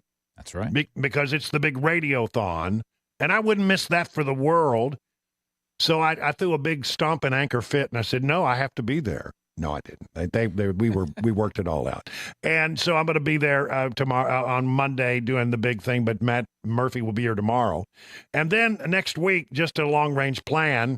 Normally I'll be working Tuesday, Wednesdays, and Thursdays until my last show on December 24th, which, if you don't know, that's when I'm retiring from full-time radio, but not. I will still continue to be here some in different capacities. We're working that out now. So to make this clear, then, because I want it to be clear, I will not be working Mondays and Fridays except when I am. And Matt will not be working, Wednesdays except when he is. That makes perfect sense to me. Did you get that all? Yeah. In other words, next week is an anomaly to the schedule, is what I'm really saying. But I'm looking forward to the Radiothon and having everybody call in. It's really one of my favorite days of the year. I mean, I love that Radiothon so much. And we've done a lot. I mean, last year, I think we gathered up $235,000. And that's amazing. That's amazing. So we're looking forward to it and hope that you will be as generous as you can. I know difficult times, but our audience has always been so remarkably good about giving to this worthy charity. And we're looking forward to that once again. And again, I'll be there Monday, but then I'm taking Wednesday, Thursday, Friday off. It's good to be me. Yes, it is. Yeah, it's such a, that's what it is to be a short timer. It's what can I say? I'm a short timer. What are they going to do? Fire you? Yeah, what are they going to do at this point? Unless I say a dirty word on the air, I'm cruising in, man. Cruising to December 24th. All right. Yeah, no, it's all good. I need to talk to you a little bit about what happened in Ukraine. Putin is not happy that apparently the Biden administration has given long-range missiles to Ukraine and given them permission to use them against targets inside Russia. And so the Ukrainians, as soon as the limitations had been lifted, fired off some of these long-range missiles and took out what are said to be, what he called depots, weapons depots inside of Russia. And Putin has then said, well, okay, then we're going to change our opinion about when we can use nuclear weapons. Now, we're not talking about, nuclear weapons like end of the world nuclear weapons. These are tactical nukes, but still, you don't want them. That opens up a whole new can of worms. You don't want tactical nukes. You don't want any nukes. And he says, well, maybe we'll start using nuclear weapons on the battlefield. I think that's more of an idle threat. But you know what he did do? He fired off a bunch of longer range intercontinental ballistic missiles. He didn't send them intercontinental. He just sent them over into Ukraine. Russia unleashed an experimental longer range ballistic missile on the city of Dnipro in central Ukraine on Thursday in what President Vladimir Putin called a direct response to the U.S. and British moves to bolster Kyiv's ability to bomb targets deeper inside Russia. This, according to the Washington Times. Ukrainian officials initially accused the Kremlin of firing an intercontinental ballistic missile at infrastructure targets. That would have marked the first time an ICBM had been deployed in a war against another nation. ICBMs can either carry conventional or nuclear payloads and have a range capable of hitting targets virtually anywhere on the planet. Putin has made clear that the introduction of the bomb was meant as a warning to Ukraine and its Western supporters. He said the forces had fired not an ICBM, but a model of a Russian-made intermediate-range ballistic missile, or IRBM. U.S. officials said the Kremlin alerted them before the launch through established arms control channels. Because the last thing you want to do is fire off a big missile like that, and the United States goes, I think we're under attack. right? So Russia apparently, picked up the hotline to the Pentagon, says, yes, we're sending, but I can guarantee you, even with that, everything went on high alert there for a short while. Because once they launch, it takes a little time to sort of figure out what their trajectory is. But so there you have that. Boasting that the experimental Oreshnik missile could defeat all Ukrainian and allied defense systems, Mr. Putin made clear that he was responding to decisions by the U.S. and British government to give Ukraine free rein to use advanced Western weapons, and that includes ATACMs and the U.S.-provided Army tactical missile system to strike deeper inside Russian territory. Russian commanders said the move would inevitably require U.S. and allied troops to help Ukraine more directly in the war, advisors, if nothing else. We believe that we have the right to use our weapons against military facilities of the countries that allow the use of their weapons against our facilities, Mr. Putin said in a national address after the missile launch. And in case of escalation of aggressive actions, we will respond resolutely in a mirror way. I wonder what our status is, what our DEFCON rating is right now. That's something that is classified information. But I wonder, are we still at, I forget if it's 1 is the worst or it's the least. I can't remember. DEFCON 1, I think, is the worst. That means that, something is imminent. Yes. DEFCON 1 means nuclear war is imminent or has already begun. Yeah. And DEFCON, we're at DEFCON 3 most of the time. And that would be heightened readiness. Okay. Then at DEFCON 4. We're probably, in most cases, we're at DEFCON 4. But, I mean, honestly, with Putin making these kinds of claims that, well, if U.S. is going to give them missiles that can fire into Russia, then we can fire at the U.S. That's essentially what he has said. And then I worry about this. And I hope I'm not just being a worrywart. I don't want you to lose any sleep over this, but I mean, Putin has made some pretty serious threats. He's fired off some intercontinental ballistic missiles or intermediate range ballistic missiles, made a point that he could do it, sort of escalated things, made some horrible things. He said some horrible things about what he might do to America. Do we trust that Biden is up to this?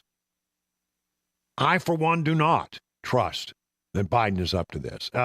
There's been a suggestion made that maybe in the last 2 months of the administration, Biden should go ahead and step down and hand it over to Kamala. And I don't know whether or not that will happen. Probably knowing if Biden, unless the vice president and the cabinet is willing to initiate action, I don't think Biden's going to do it on his own. But man, did you see him at the G7 meeting? He looked like a little lost puppy.